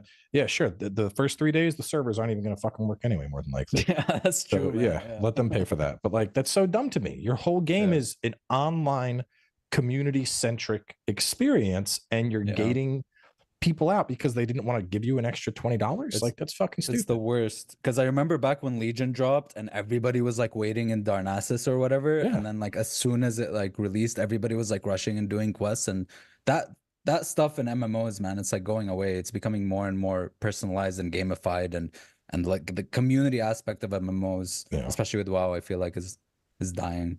I'm not saying this is gamers' fault at all, but I do feel that constant bitching about microtransactions, which absolutely should continue bitching, that maybe when the bitching comes at times where maybe it's not so useful, like I heard somebody a couple days ago telling me that a free-to-play game should just be free-to-play. There should be no microtransactions allowed in it. I was like, I don't understand how they're going to make any money at all. I wonder if those companies look and say, okay, well, this isn't a microtransaction, it's early access. And early access is technically acceptable from other people. So, but I feel like everything is either beta right now or early access or 3 days. Or there's always some caveat to everything I'm buying now. Except from software. Except from, hats off to all the companies that don't do it. And if I say that I hate early access, somebody will inevitably get on me and be like, well, some independents, that's what they need, or what have you. I get that too. I hate it. Obviously, we see positives from it, but I think the problem is it started off as like a very indie thing. Like, we're developing this game. Lazy. We're new at this. We want player feedback. We want ideas. And then big money saw that and went, we could do, sure, here's the game. It's early. We're developing it with your feedback. And really, you're just paying for a fucking idea and doing the beta testing for them. As somebody who did sorry. Okay. No, I was just saying it's so weird because we used to get like, for example, Battlefield and stuff, where it's like, this is a beta, but it's like 2 weeks before 2 weeks before the game comes out, so it's not actually a beta. And now they're doing like, oh, this is early access, but it's like 3 days before the game comes out. So these definitions are just like fucking wide as hell right now. So they're definitely preying on that shit. I don't remember what I say, but it's just depressing because I don't know. It's not your fault. I don't really think there's a way out of it.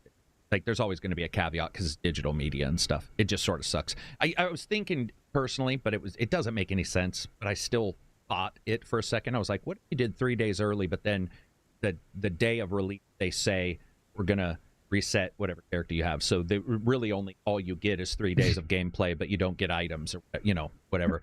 But people just throw a fit. I mean, they throw a fit about anything, rightfully so. That would also make somebody say, well, why should I? And I think the question these days is not why should I, it's why should you? And I think right now you get these arguments, well, why should I do that if blah, blah, blah? And it's like, that's not really the point anymore. It's more, why should you? Do you feel like that person deserves money, that company? If you do, then you're investing in them for early access or for what have you. I just don't like it as a reviewer, because reviewer in early access is rough anyway, because they can change. And de facto, their entire genesis is about change. So when I review a game that's early access, 6 months later, somebody could be like, what's this guy talking about? There's not even swords in this game.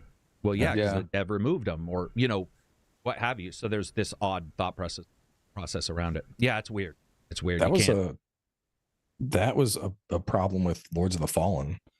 They, product came out, and there was some good bones. The exploration of the new one, I actually felt was probably the closest to Souls I've seen, with just getting lost and being like, where the fuck do I go? Right. And I did play through it. It was like, all right, this, I can do a walkthrough here. I'm getting lost. This is perfect. And they've changed so much shit. There's zones that have had enemies removed. Almost all the weapons have been rebalanced. There's new weapons. People are, you going to redo the walkthrough? I'm is like, it good now? I mean, it's if it runs, it's solid. But the big problem at launch was, unless you had a beast of a system, it was like playing a slideshow. Oh shit! Unless you're Johnny. Yeah, it's coming to Game Pass though. I waited, and it's coming to Game Pass now. See how that all works out. If it's Game Pass PC, you should be good. Yeah, it's coming to Game Pass PC. I'm pretty sure. Yeah. You got a 4090, you'll be fine. You'll cook. Yep. Yeah, dude. So here's the other thing about Lords of the Fallen is, I love the idea of the Umbra. Okay, we were talking about this earlier. Now I have an idea. We were talking about what would we like to see in games and graphics changing. Here's what I would like to see. You have the Umbra in Lords of the Fallen, or whatever it's called, the Umbral, but it's usually Umbra in D&D games. Let's say you have this. Here's what I would want.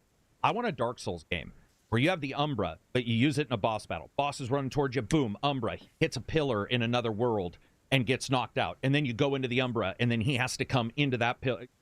Almost like Ratchet and Clank's, the lies that Sony told us about their bullshit fucking portals in Ratchet and Clank that turned out to be nothing. Imagine that in Lords of the Fallen, where you can jump between worlds and the enemies, you can hurt them. Using the level as a mechanic. Using the levels, the different. Yeah, you have this different stuff. What if he changes and the only way to damage him is to go instantly, right? I think technically that's something I would rather see than we're closer to looking like real people, in our games. I would love to see that kind of stuff. Imagine a bridge being missing. Shit. Something that Dragon's Dogma tried to sort of sell with the trickster idea that didn't really pan out as much, because my guys would kill everybody before I could pull off any fucking moves. And so if that was in those games where you teleport, you could move around, you can use the world, like the Medium. Remember when they tried to pretend that, the Medium was going to be this amazing thing with 2 worlds and complete full of shit? Absolutely lies. And Ratchet and Clank's first level shows you going through all the shit, and then you play the game, and you're like, it's quite literally just a quick load. Like, it's bullshit. It's not nearly what it should have been. Great game. Still a great game. But what that lie is what I want in Lords of the Fallen. To fight a boss, that different thing. Or imagine elemental stuff. We cast a spell of water right now, and it makes a fucking puddle. I can make a puddle by pissing. Whatever. It's not special. But what if you could fill the level with water and slow the boss down? What if those kind of things, we saw it with Baldur's Gate and Divine Divinity, or Divinity Original Sin. The reactions, oil and fire and whatnot. Yes. Yeah. Imagine making an enemy blind in a fucking Dark Souls game by fire and water, and steam comes up, and you've got a short amount of time. And so now, instead of, oh God, I got a strength build, instead you've got a Herrick build. That's him just doing his thing. Oh, dude, that'd be cool. Which would be different from you guys. Go ahead. It'd be cool if that stuff isn't scripted just for one certain boss fight, but they give you all the tools necessary, and you can just use them in your own ways. Yeah, that'd be really, really cool. Dude, it'd be sexy as shit, man. That's the kind of Dark Souls game that would get me back into Dark Souls. If somebody said, and we were talking about graphics, 4090 can flay almost any game other than some, but it can blast through games. It's like, if we're going to this level in graphics, and I can see Senua's teeth, and I'm like, yeah, she's got good teeth. Like, we're getting really close. That's weird. At some point, we're getting a little too close. Instead, dial that down and let me fuck the world. I want to see shit, flip the world upside. Remember how bosses will do that shit? Bosses will flip worlds up down, or they'll do stuff. What about me, man? I'm this ultimate powerful guy in a Dark Souls game. I want the ability to have some flexibility, because sometimes you'll get a boss in a Dark Souls game where you'll hear somebody say, oh, strength builds aren't as good against this boss, or what have you, whatever. I get that, but it still feels like you're going to a poker game and you know every hand that you need. You're not really playing. You're just like, I know I need this to beat this guy already. I want that Dark Souls game where I come in and they just say, here's some fucking tools, dude.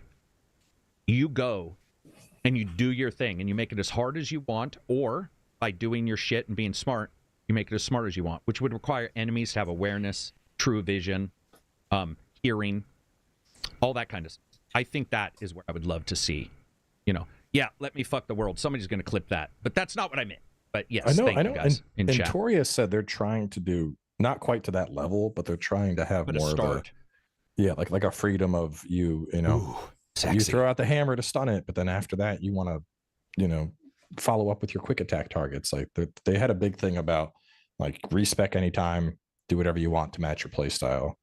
The game's like Italian, right? Or like Italian. Yeah, it's like an Italian Sunny Souls. I don't know. I'm gonna check it out after I go to the gym.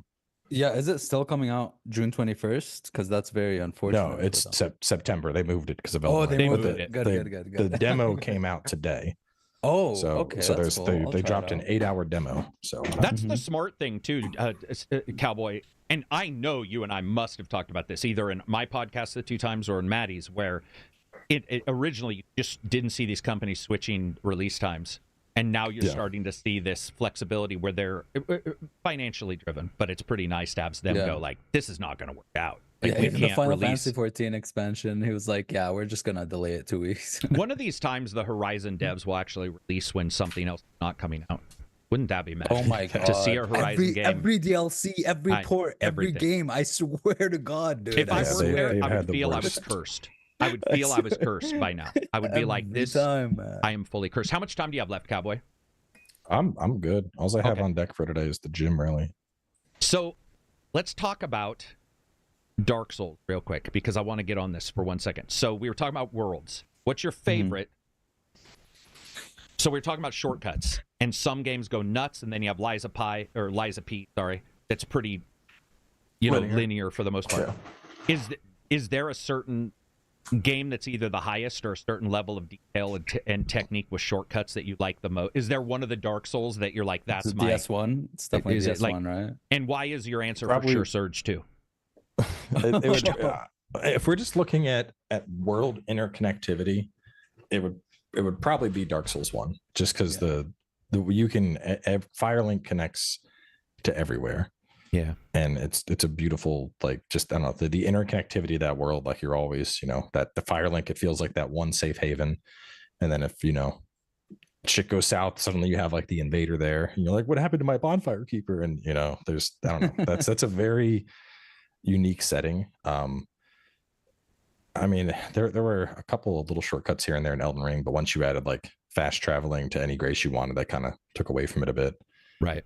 So yeah, I'd say for world interconnectivity, Dark Souls 1. Real quick, and then I'll get Absy's answer. No, we'll go to that. I want to talk to you about Dragon's Dogma for a second, and fast travel, and why it's so good and why people are wrong.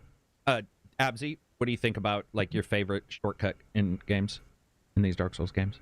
Oh yeah, it would have to be Dark Souls 1, but I will give a shout out to the well in Elden Ring and the capital. Going down that well, and you keep going down, you keep going down, you fight a boss, and then you keep going down, and then you hit an invisible wall, and then you're back down to like that. It's like a part in the Necron area, or I don't think it's Necron, but it's another underground area where it connects back to like another thing where you could kill 2 gargoyles and drop down in the coffin. I think it was. It was like a really, really cool moment where I was like, oh, I'm here. But anyways, yeah. Dramatic $5 super chat. Caught you guys live dropping some bucks. Can't wait to watch the episode. Have a great weekend, y'all. Thank you very much. We appreciate it. Helps the channel. We don't do sponsors or anything like that. So you guys join the Discord or YouTube. You can still jump into the Discord if you do that. I was joking about Surge 2. Surge 2 was a little too labyrinthian. There was a little too many connections. I would say it's one of the Dark Souls games for me too. I love it when you find a connection that makes sense, like a rock that moves to the side where you can't really see it when you first play it, because that bothers me. And Surge 2 had a couple of those where I'm like, that's going to be a shortcut for sure. Like I can fucking tell, and then you come back around. But Dark Souls did it the best, I think. I have a soft spot for Dark Souls 3, but I don't for the shortcuts in 3. Yeah, there's not a lot that like really come to mind. I mean, the couple in like in the Karthus area, I like how you could like instead of going through all that bullshit with the skeletons, how you could like go to the right and drop down a little bit and go through that gate after you unlocked it. But that's the only one that like stands out. That was quite a bit more linear. What was 3? 3 was quite a bit more linear than 1. I didn't play 2. I have such a play 2. Weird. I have a weird. I was talking to what's her name? Oh darn it. But I went on to her podcast and we were talking about it, and I was telling her I just have such a weird soft spot for 3, man. I don't know why. I don't know. Maybe I liked it a little bit more linear or something. But I like the boss fights the most from 3 out of the. I think 3. that's what she was saying too. Was that she actually really enjoyed? And I hadn't played Battleborn. Or not Battleborn. Or Bloodborne. Or hadn't played enough to really speak on it. But she was saying that was good too. That they had some good. Bloodborne there's some solid connectivity, but there's some. I don't know. I think the big thing is when you look at like Dark Souls 3, Elden Ring, Bloodborne, even Demon Souls, you have more of that hub focus. Whereas in Dark Souls 1, your hub is just part of the world. And I think that's what makes it stand out so much. And so you're saying it feels more organic or natural because it's just because I'm not just teleporting to this place. You know, it was a huge what the fuck moment too when you realize how connected Firelink Shrine is. Yeah, like you're like, holy shit. Yeah, dude. So Dragon's Dogma. Yes. I love the lack. I still think the fast travel is very easy in Dragon's Dogma. I had enough. I was able to do it. But I do get why people were complaining about it. I personally, I don't know if you talked about this other than the microtransaction thing, Cowboy. Do you like a Dragon's Dogma that you can't fast travel for the most part unless you have the port stones and stuff? The thing is in Dogma, like you can take the ox cart all fucking over the place. Thank you. Right. So I never felt like the only time where you're like, I don't really have fast travel is when you first get to the border and you have to make your way to the city for the first time, which makes sense. And then I got to the city and I'm like, they don't have a fucking port crystal here. And then they hand you one before you go, which makes sense. But I mean, yeah, because and once that gets up, then you have a cart that goes from the city to the checkpoint, from the checkpoint to Vermund. And that's it. And like in terms of just general port crystals, I mean, I chucked one at the Elf Village, I chucked one down on the volcanic island, and then one in Batal. And after that, your bases are covered. So you're like, okay, I guess I'll chuck one over by this dragon spawn to farm him every week or something. But yeah, I don't know. I think a big thing is people are so used to just, I want to click and go, that they don't want to interact with the in-game systems. Which, like, if you're using the carts, I mean, shit, I'll take a cart at night. Oh, there's an ogre. Let me hop off the cart. Free mats. Cool. Hop back in the cart, make the character fall asleep, wake up. Next day, you're where you wanted to go. Not only that, but the carts would take you even if you hadn't been there. You know how some games you'll try to fast travel to a place you haven't been and be like, you can't do so. But the cart, you just jump on and they're like, we're going to the checkpoint. You'd be like, oh, great, I haven't been there. So I'm just going to ride this. And sometimes you wouldn't even get attacked. And now you had a new unlock spot. I had no issues with that. I like it. I like the desire or the sort of the need to traverse the level and go from spot to spot and experience it. Did you have any issues with that, Absi? Or were you mostly... Dude, the thing about it is that I loved the actual, even retreading old areas, I enjoyed doing it. Even when there was an ox cart, like the whole path between Maeve and the capital, I've done like 3 or 4 times. And the cool thing about it is that every time you're traveling it, something else might happen. Even with the limited like enemy variety, something cool might happen, an interaction might happen. Sometimes bandits took over. Like every time I was experiencing something new, and I kept revisiting old areas because randomly someone would pop up with a new quest or something new would happen that would advance the storyline. So I was like deep into the fiction of the world enough to not I barely used port crystals personally. Yeah. I do want to point out something Citizen Sleeve brought up. Arkham Asylum opened up sweet connective locations as well, and it did. I forgot Arkham Asylum was more built around that. I had not even remembered that, but Arkham Asylum definitely does that. I played it recently. Yeah, I played it about 2 years ago, enjoyed it, but it feels crunchy as shit. It definitely feels like the oldest of the Batman games. I mean, but I enjoyed it. I enjoyed it for what it was. It's just definitely, you know, these games are getting on 15 years old or whatever. You know, like a lot of the games I like, at least. Not necessarily that one. That one's got to be that, right? Batman Arkham Asylum. Old. It's like 360, 2008 or something like that. Yeah, so we're looking at. That's crazy how. Eternal says Arkham Asylum had some of the best Metroidvania level design. Let me look. 2009. Really good. 2009. Damn. 2009. Yeah. Dude. It's crazy. So almost 15 years. Yeah, that's crazy. Or almost 15. Yeah. Yeah, it's nuts to look back at some of these and go back and play them, and still, when you find that game that's good even now, even if it's got some crunchiness, the Arkham games in particular, I think, are like that for me. I really like Arkham games. Like Arkham Asylum, I never liked the Riddler puzzles. Those always annoyed me. But the rest of those games were just good all around. Maybe the main thing you're supposed to get out of the Riddler puzzles is trying to figure out why other people like them. What if that's the major?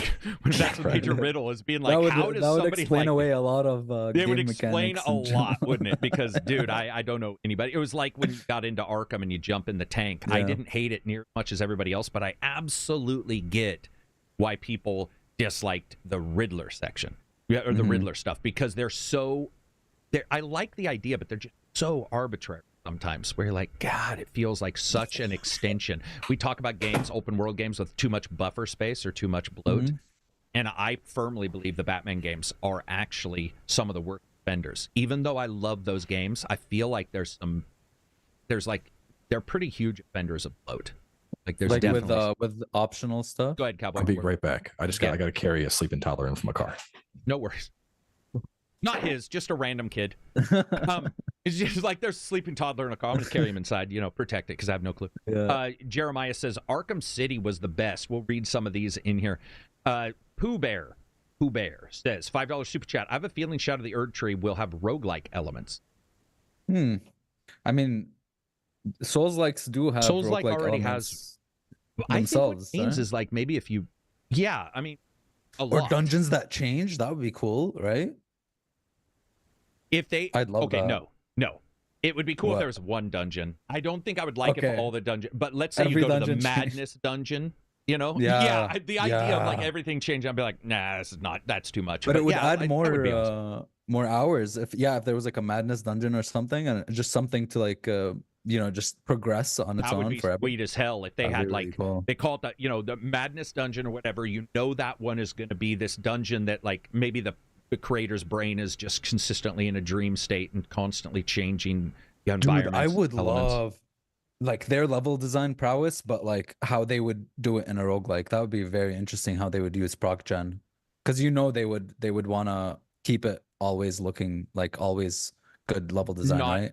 Not procedurally generated, basically. No, it would be procedurally generated. No, I'm saying they would try to make it not look like that. Yeah, what I'm saying. For sure.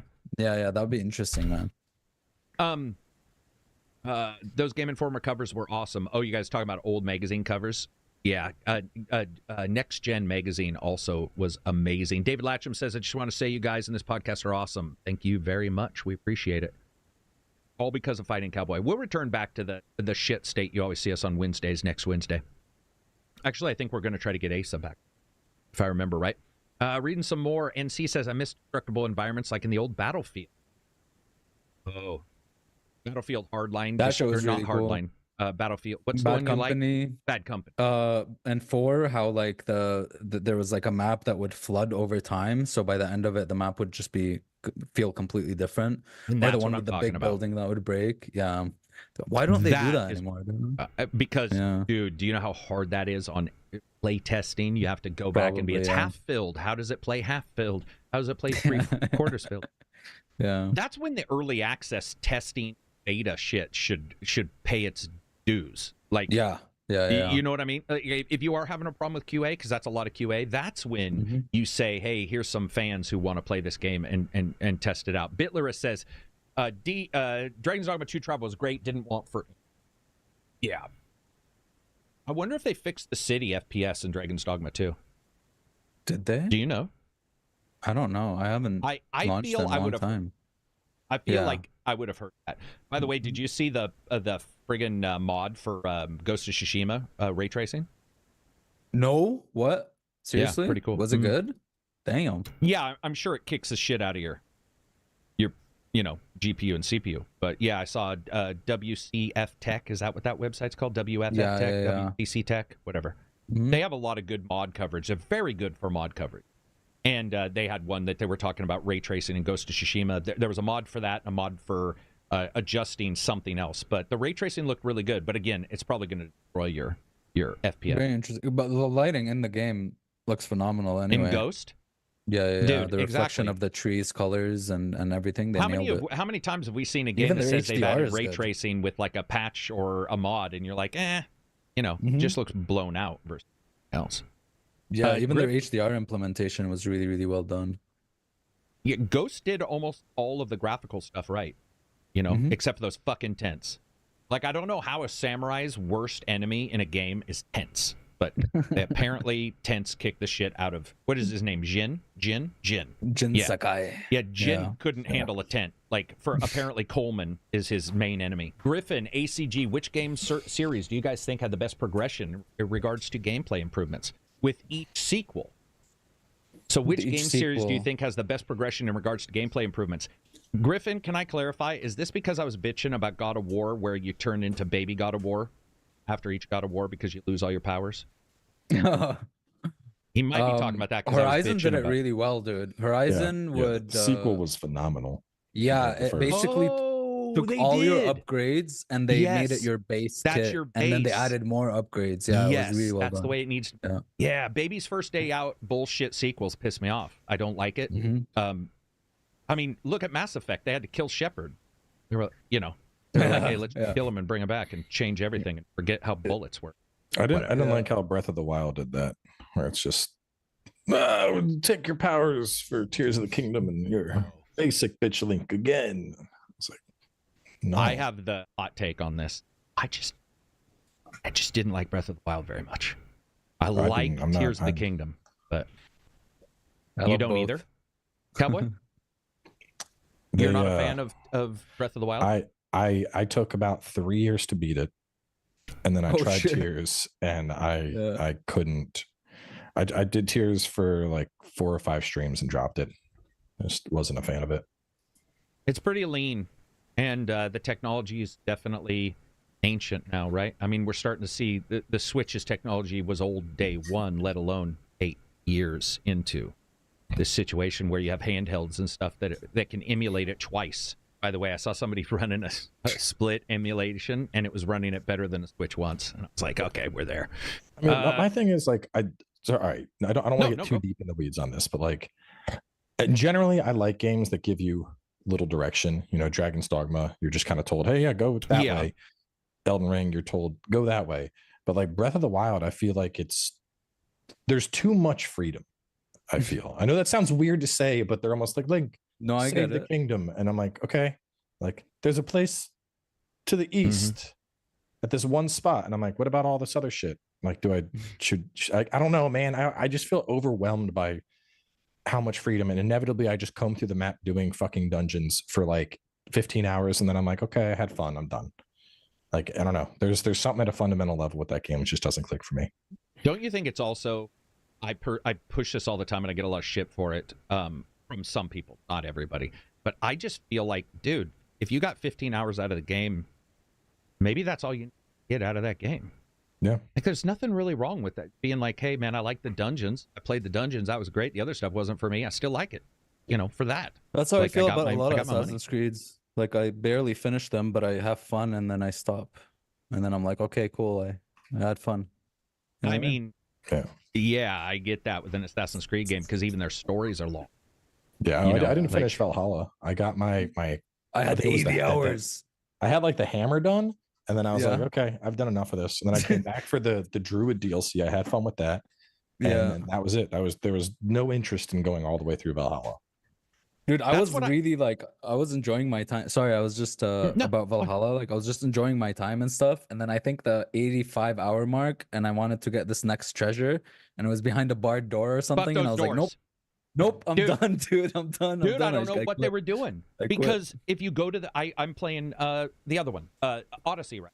Odyssey, yeah. Those don't even exist in Odyssey for the most part. No. I don't know they're in what Mirage goes as on. well. Maybe in Valhalla they have to lock the doors because snow can sneak in. I don't know what's going on. But in Valhalla, the very first mission, you like go up with all your friends and you're killing the fucking monks, as you should. You're slaughtering all these innocents as you should. And then a single door. And by the way, you busted entire fucking walls down as a Viking. You go to a door that's this thick. And like the fucking Flintstones, you can't get through it. Shoot the arrow through the window. You have to go, or you have to go like there's one of the first ones. You go up to this door, and it's like, you can peek in, right? You can peek in, and then nobody will help you. So I went around, I got inside, and I don't know if the game glitched, but I did the big crawl around the edge. I come up inside, and the motherfucking door opens, and that big fat guy who always helps you, who hates you at the starting of the game, he's like one of the oarsmen. He just walks up. And suddenly he's inside the house with me and helps me open the chest. And I'm like, dude, all this fucking time you could have leaned on the door. You're fat. You're like 600 pounds. You could have busted through that door. Dude, I like Valhalla now. But Valhalla's got some ideas that harmed it way more. And they seem like small things. Because they did so well with the sub-stories. Like, they were so varied. Oh, they were the fun world to events do. in that are the world best events, thing. dude. Funny, the dude with the axe somewhere in his sad. head. Do I have something in my... Do I have a mark they were up like there? It's a Yakuza, fucking dude. axe. They felt like Yakuza sub-stories, man. Yeah. Oh, hey, speaking of that, do you do Yakuza, Fighting Cowboy? Do you do any of the Yakuza games? I have like showcased them once or twice. I want to get through the wealth one. Yeah. But those games are something I would just play on my own. Gotcha.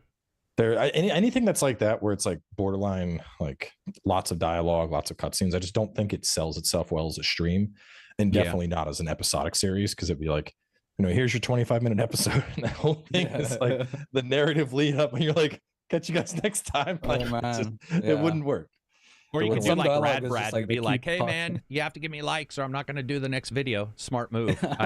Smart move. But there's a lot of one video things on his channel. I think also with Yakuza, and AI will fix this, but voice actors should definitely be paid. But anytime I hit something, somebody says, oh, and then it's like, oh, and I read the shit. I'm like, I'm out.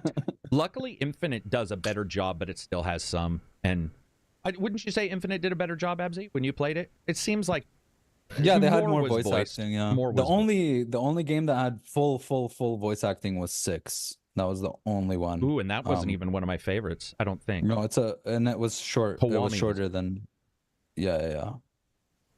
Dude, I think you'd like Infinite Wealth or any of those, Cowboy, because builds are.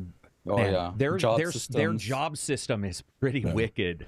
Yeah, like their job system, especially because you can inherit, right? You can inherit skills from like different jobs. What's the one prior to Infinite though? Ignoring man who forgot his name. 7? What's the one? Or Ishin. Where you go to like the DMV line and switch out your jobs, or is that actually 7? 7 and that would that job system. I played Like a Dragon, Infinite Wealth, and then the one where you're like a detective. Oh, dude, Lost Judgment. Those are my faves. Amazing. Where you get to beat up combat kids. And Lost Judgment. I got past beating up high school kids. That was it. It's legit the funniest thing I've seen. Game like sick, when you go in there and you can just infinite juggle people, dude. Oh man, that game's little teens are like being dicks to you, and you're like, dude, this is what happens in the real world. You just beat the shit out of a kid, and I was laughing. See, this is what I like about game reviews. Even if I don't like the game, if I find something just super entertaining, and I remember being here by myself laughing like a fucking schoolgirl when I was beating up those teens, just going, this is brilliant. This is why I like to review. Oh, it was bullies. Yeah, beating up bullies in high school as a 40-year-old man was just fucking funny, man. Yeah, that game was awesome. Did you do the samurai one then? Probably not. I did a little bit of that one. It was pretty rough. Dated though, like the combat was dated. Yeah. I think Wealth was the most fun I've had, because the other ones, well, Judgment I was enjoying, but there was, I don't remember what it was when it came out. There was something else that just like was dominating my channel, and then Wealth I actually enjoyed a lot, but it was the same thing. Every time those games come out, it's like I don't have the 100 hours I would need to commit to this right now. So they get installed on my Steam Deck, and then they just sit there for when I go on a trip.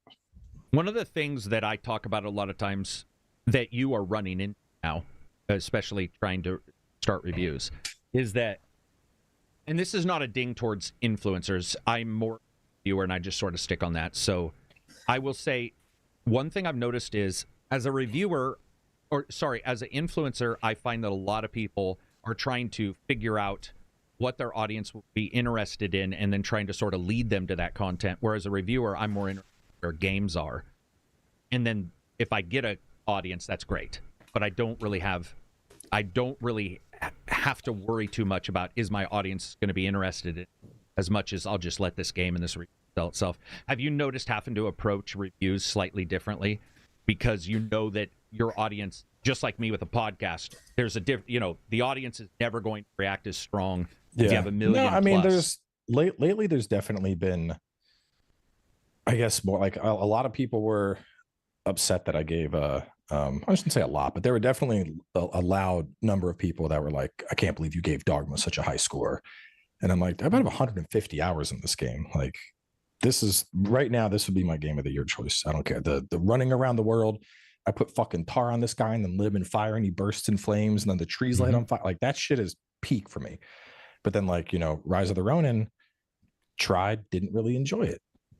And so there's definitely people that get upset one way or another. Like, even, Senua, people were like, I can't believe you wouldn't give this a great score. And I'm like, I caught out what's good about it. I still did a series. There's still 11 episodes, but like, I feel like I'm at the point where like, I'm going to score something what I score it. And if people get upset, that's how the internet works.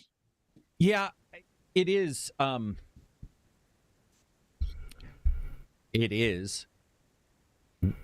I don't necessarily know how many people, and I'm sure you probably got the loud one who bitched, but for the most part, I think that it's really easy to forget that a majority of the consumer probably just watch it and then give a thumbs up or a comment and then leave. And I noticed that a couple days ago. I did a review and I saw it had a slightly lower percentile. YouTube will give you that, like, you got 99% thumbs up versus thumbs down. One was at like 97, and to me that was pretty low. And I was like, whoa, 97, like 12,000 thumbs up, how many thumbs down? And then I go and look and it's like 300. And I'm like, oh, all right, well, 250,000 people watched it.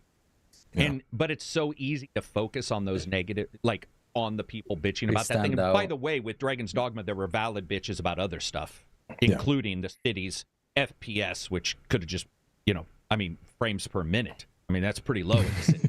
It was rough. Yeah. But I think that especially when covering them now, I don't know what it is, man. Probably because I'm just a bastard, but I just don't give a fuck. As long as it's not factually wrong. Yeah. If it's factually wrong, which everybody will make a factual mistake, that for sure happens. Anybody who tries to tell you they won't make a factual mistake in a game review is lying. They happen. I've just found, like, for the most part, I don't even look very often. Like, I'll go and say thanks to the people who say thanks, and if somebody starts it going, I'm never watching you again, I'm like, well, thanks for the comment. You just engaged, whatever, bye. Yeah. Like, I think part of it too is burnout, and not like game burnout or industry burnout, but like the drama burnout. Like, dude, it's just everything. Power World stole AI access, and then the Dragon's Dogma, and the sneaky microtransactions, and then Stellar Blade, and they censored the boobies, and then Paper Mario, and it's only 30 FPS. It's unacceptable. And now Hellblade, no, it's too short. And it's like, shut the fuck up. Just either buy it or don't. No one. I'm just tired of listening to the bitching, man. I'm so tired of listening to the bitching. Like, there's so many you can choose. There's probably a game for you. I feel like a lot of people for sure do this, where they buy a game and enjoy it, and then like watch a review to either reaffirm their beliefs or shit on the person for not liking it. You know what I mean? Just like get in on the drama. Like, I've never, like, I don't really like baseball or basketball, but like I would never go to a baseball game and they'd be like, yeah, this fucking sucks. Like, why? Yeah. I don't understand why people feel the need to use their time and energy to bitch about something they don't enjoy. And like, even with Hellblade, like, I've stopped looking at the review because half the comment section is just people being like, oh, you have the ponies are they're out in full force, and you fucking I hate that bots. Shit. You mean because you didn't love the game? Kill me. Yeah, there's like an Xbox PlayStation war in the comment section. I'm just like, I don't even fucking care, man. Gotcha. Like, I can't believe that shit's still a thing, man. Like, I know. Since like it's so stupid. The corporation doesn't even know you. I mean, especially exist. when you're being abused equally by both companies. Like brand loyalty. Like, unless Sony saves a baby from a flood, or Microsoft does, to me, they're just they're just platforms for delivering a title, and then I say whether the title's good or not. Companies, dude. Yeah, they are simping for companies. It is weird because the company wouldn't do it for you. Weird. The reason why I brought it up though is because I think you're right about the burnout. Even with my fans, I've noticed they're burned out. So what I mean by that is, I'll have the occasional fan who says, like, I like this game. I'm having a good time. Thanks for reviewing it. And then I'll see the little alert when I'll be watching Kyle Hill science videos and shit because I'm always watching science shit. And a red alarm will come up saying somebody commented. And I'll see a comment and I'll be like, that comment doesn't make sense. So it's not to me. It's like it's got a weird, like there's some layering to it that they're obviously replying to somebody else. And then I'll go and look, and a person's mad at the person for liking the game. And I'll be like, dude, seriously? Like, you took the time to be mad in the comments to a completely separate thing? I'll never buy it. How dare you like it? And I'll be like, you will never buy it. Bye. It's okay, very, we had it. It is definitely odd. And they a lot of these people, I think they just like, they want drama. Like a perfect example is Assassin's Creed Shadows. Like I haven't bothered with any of it. I'm like, I don't want to deal with this fucking headache. And so I went back to beat some things in Monster Hunter Rise Sunbreak because I never killed a Matsu or Primordial Malzeno when they added them. And I'm like, you know what? I feel like I want to beat those monsters. So I'm streaming that. And I had someone come in and they're like, what do you think about the Assassin's Creed Shadow drama? And I'm like, I don't really care. Either play the game or don't. I'm like, well, but tell me what you think about it. And I'm like, I don't care. And they're like, well, I've been a sub for this many years, and if you're not, and I'm like, I don't care. Fuck off. Leave. Like, leave. We asked you nicely. We said we don't care. No one wants to fucking talk about it, man. Just fucking play. They see that as you defending Ubisoft. You know what I mean? They go like, oh, why are you paid off by Ubisoft? Yeah, you paid off. Did you fucking Ubisoft buy your house for you? I used to like to joke with Absy because I think over 70% of Ubisoft games currently, maybe more like 60 now, I've rated wait or don't get. Yeah. And people will still say, dude, you're paid off by Ubisoft. And I'm all, seriously? That'd be the worst payment in the world. Like, can you imagine saying, hey, dude, can you say our game's not worth getting? Thanks. You're like, what the fuck? Maybe you're saying wait for sale. You're saying wait for sale. It's such an odd kind of situation around it. But it is, I mean, I do get it also because games are immersive, and so people get invested far more. As somebody who avidly, it's 300 pages, 500 pages. It takes you a couple days, but there's no immersion in the sense that I can't affect the story. And the only other place I can say is somewhat equal is when I play D&D with friends, because there's a back and forth that it continues to grow up and build. And then you get this situation where they feel more invested than they might health-wise possibly need to be.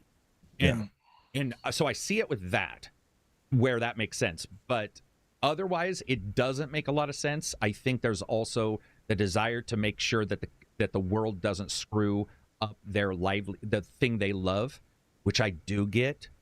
But if you make the thing you love so horrible to be involved with, then you're fighting for something that's really weird. Like if you make it so toxic that it's not fun for anybody else to be involved, or they don't want to communicate because it is so bad, then you lose that too. It's a fine line. It'll never be perfect, but I do notice with reviews, it seems to work better for me to I just don't really pay attention to any of them. I just do the review and then I'm done. The best way to. Well, I mean, otherwise, because I put the review up, what am I going to do? Go fighting Cowboy? I didn't even know he disliked it, and he doesn't even sound like he dislikes it. But it's like whatever his opinion is. What am I going to do? Am I going to redo my video and say, okay, I was wrong? Like what the? I mean, there's not. It can't go back and magically change the thought process. People get so upset that opinions are opinions. Like that's it. Yeah. Like, I'm a gameplay centric person. You know, the gameplay being pretty much in line with what it was, with no changes. Yeah, there was a good chance I probably wasn't going to bounce off that game to begin with. Whereas something like Stellar Blade, like, oh, the voice acting and the story is okay, but it was fucking crazy action and I'm flipping around hitting parries. Yeah, obviously that's gonna fucking mesh with me. I called Sekiro one of the greatest games of all time. Big fucking surprise. I enjoy Stellar Blade, you know. Like that's Dude, and I think Sekiro's that's what awesome, people though. forget. Sekiro is Yeah. awesome, but like, I mean, that's the whole thing with, you know, individual reviewers that I don't get why people get upset. Is like, you know, if the people that come to me for my reviews or come to you for your reviews, I would think it's because they typically have similar tastes. But then bitch about individuality. Yeah, you would think it's because, you know, I know the type of games Carrick enjoys. I know the type of things he values in games. I value those things too. That's the opinion that is likely going to align with mine. Yeah. And if you weren't consistent, you would be IGN. Yeah. That is one of the big, as in you would have multiple people covering games. And I do think that that's one of the things. It is weird because I'll have people say, Carrick, man, you rated this game lower than everybody else. And I'll be all, well, aren't you following because I'm independent? That I'm not?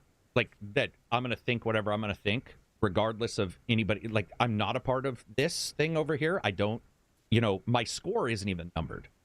Yeah. So why the fuck?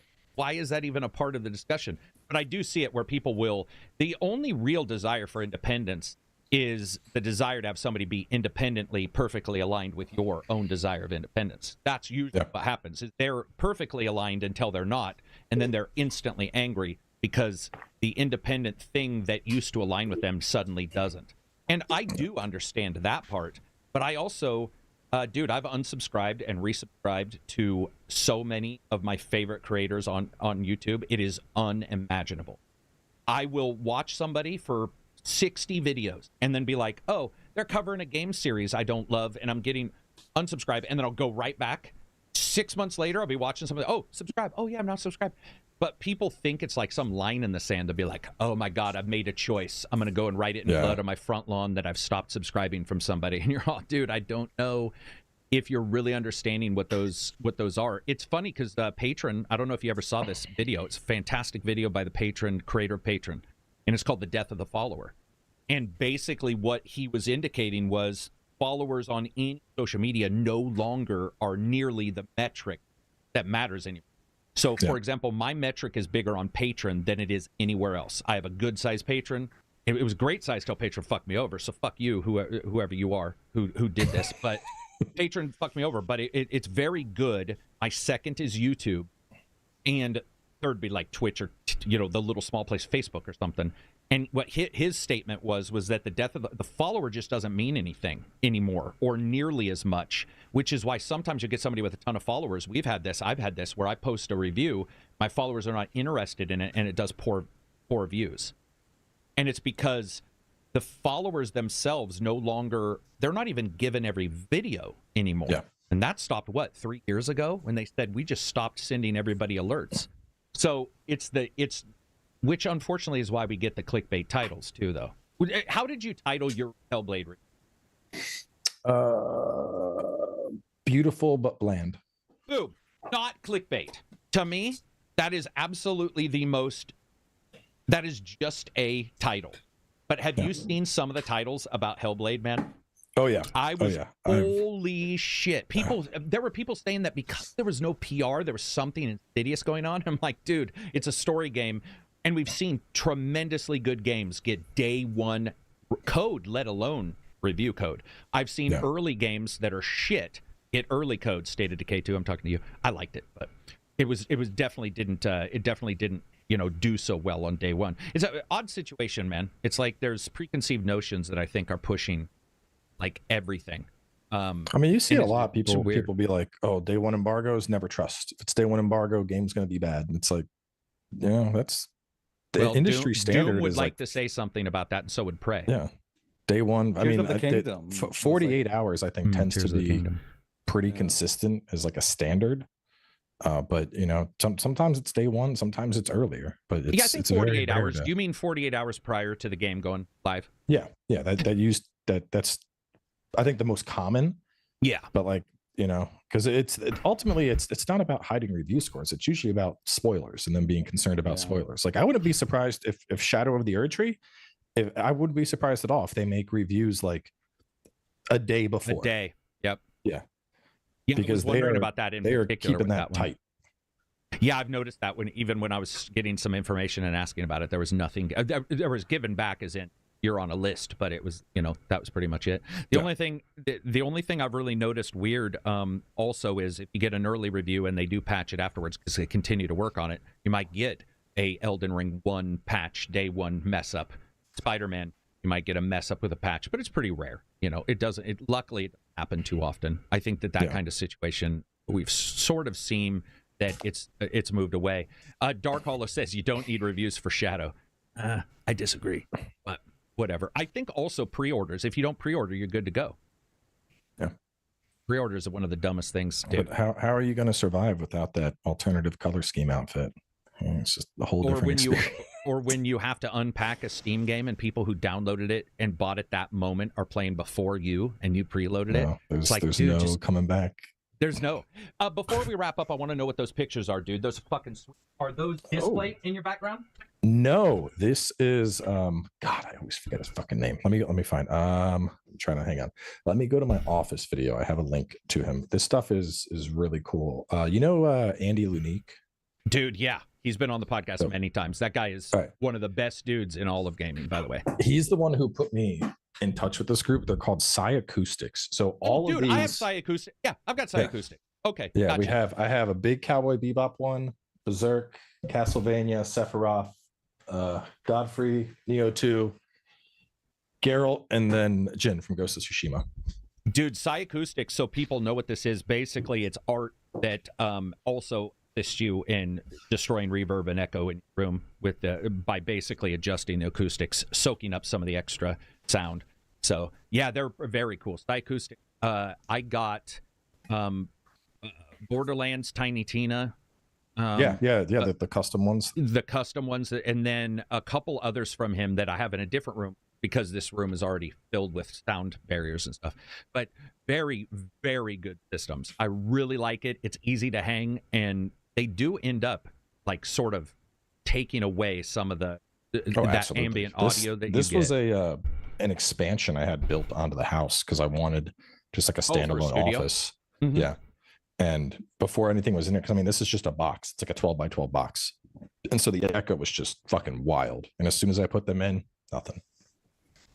Somebody's asking the spelling. It is PSY Acoustics is the name. Very good stuff. It is, it's audio stuff. So the price is what you would expect. But Andy put me in touch with them too. Andy, dude, like there's few people I'll just like bloviate on, but Andy's awesome. Andy helped me from the moment I knew him at the smaller companies. Then he went to Microsoft. Now he's at Bungie, I think. And I think still. And he's always been awesome. And I worked with him on some trash games, some games he was giving me codes for that were not good.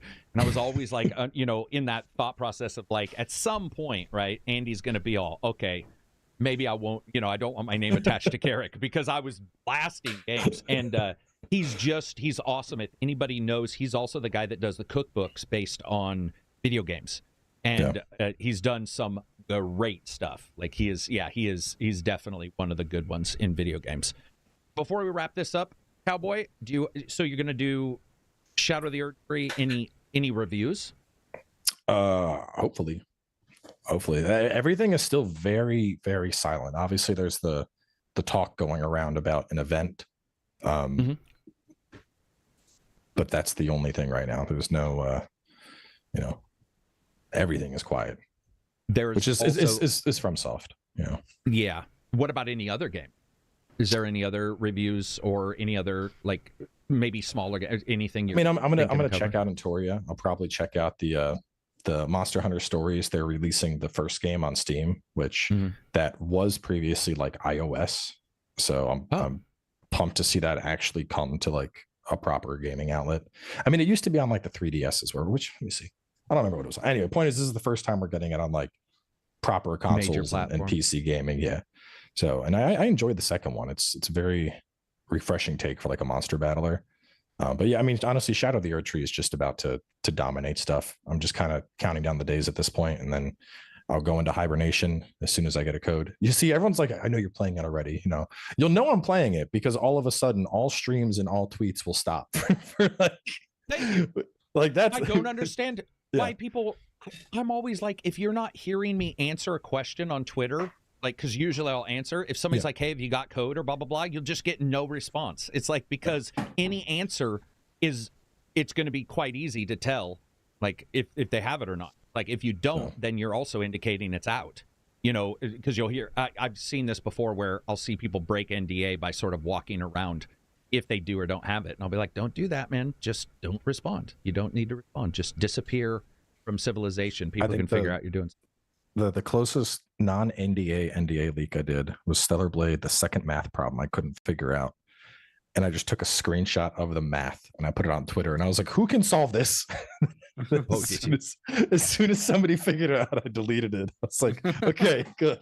No one knows what this is from. But this fucking math problem, man. I can't do fractionals. It's been too long. Yeah, dude. I sometimes now the nice thing, use Google Lens, take a picture of it with Google Lens, and ask it to do the math problem. I tried to do ChatGPT. This was the first time I'd ever like worked with an AI, and I gave ChatGPT the full function. And it was like, the answer is this. And I'm like, no, the answer needs to be 4 digits. And it's like, my mistake. Let me do it again. The answer is this. And I'm like, you didn't even do the first equation. And it's like, my mistake. And I'm like, this fucking thing. And then I put it on Twitter, and like 2 people within a minute were like, oh, you go square this, square that, subtract them, divide it. Boom, your answer. I'm like, good, thank you. ChatGPT loves to be as confident as human. ChatGPT is basically a YouTuber. It loves to be as confident as possible in its bad opinion. And it'll just say, yeah, the answer is for sure this. And I have heard it say, sorry, you are correct. The initial thing was wrong many times. Dude. Many times. And I also found out it can't do reverse puzzles at all, which I wasn't even aware of. It obviously makes sense. But I was like, if this is my answer, can you make up some puzzles to get me this answer? It's like some word puzzles, some number puzzles. That thing's shit was... It was fucked, man. It didn't make any sense. It was like blah, blah, blah, blah. I was like, dude, come on, man. You're trying to fill that last 30 seconds to get an 8-minute video so you can put ads in it. Like ChatGPT is, I'm telling you, it's an let's see. Before we wrap up, I want to say thanks to Abzy for coming on Wednesdays. Thanks to Fighting Cowboy for showing up and chatting the shit with us, because it's been, what are we at, man?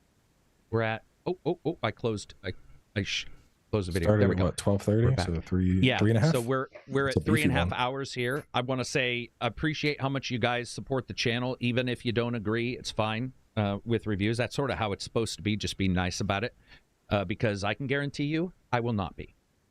That'll be it for us. Peace out, everybody. I hope you absolutely enjoy it. Oh, if you get a chance, open this up and then leave a comment on the video, because that helps. Yeah, open this up, leave a comment on the real video. Yeah, that's it. Peace out, everybody. Have a good week. I was going to ask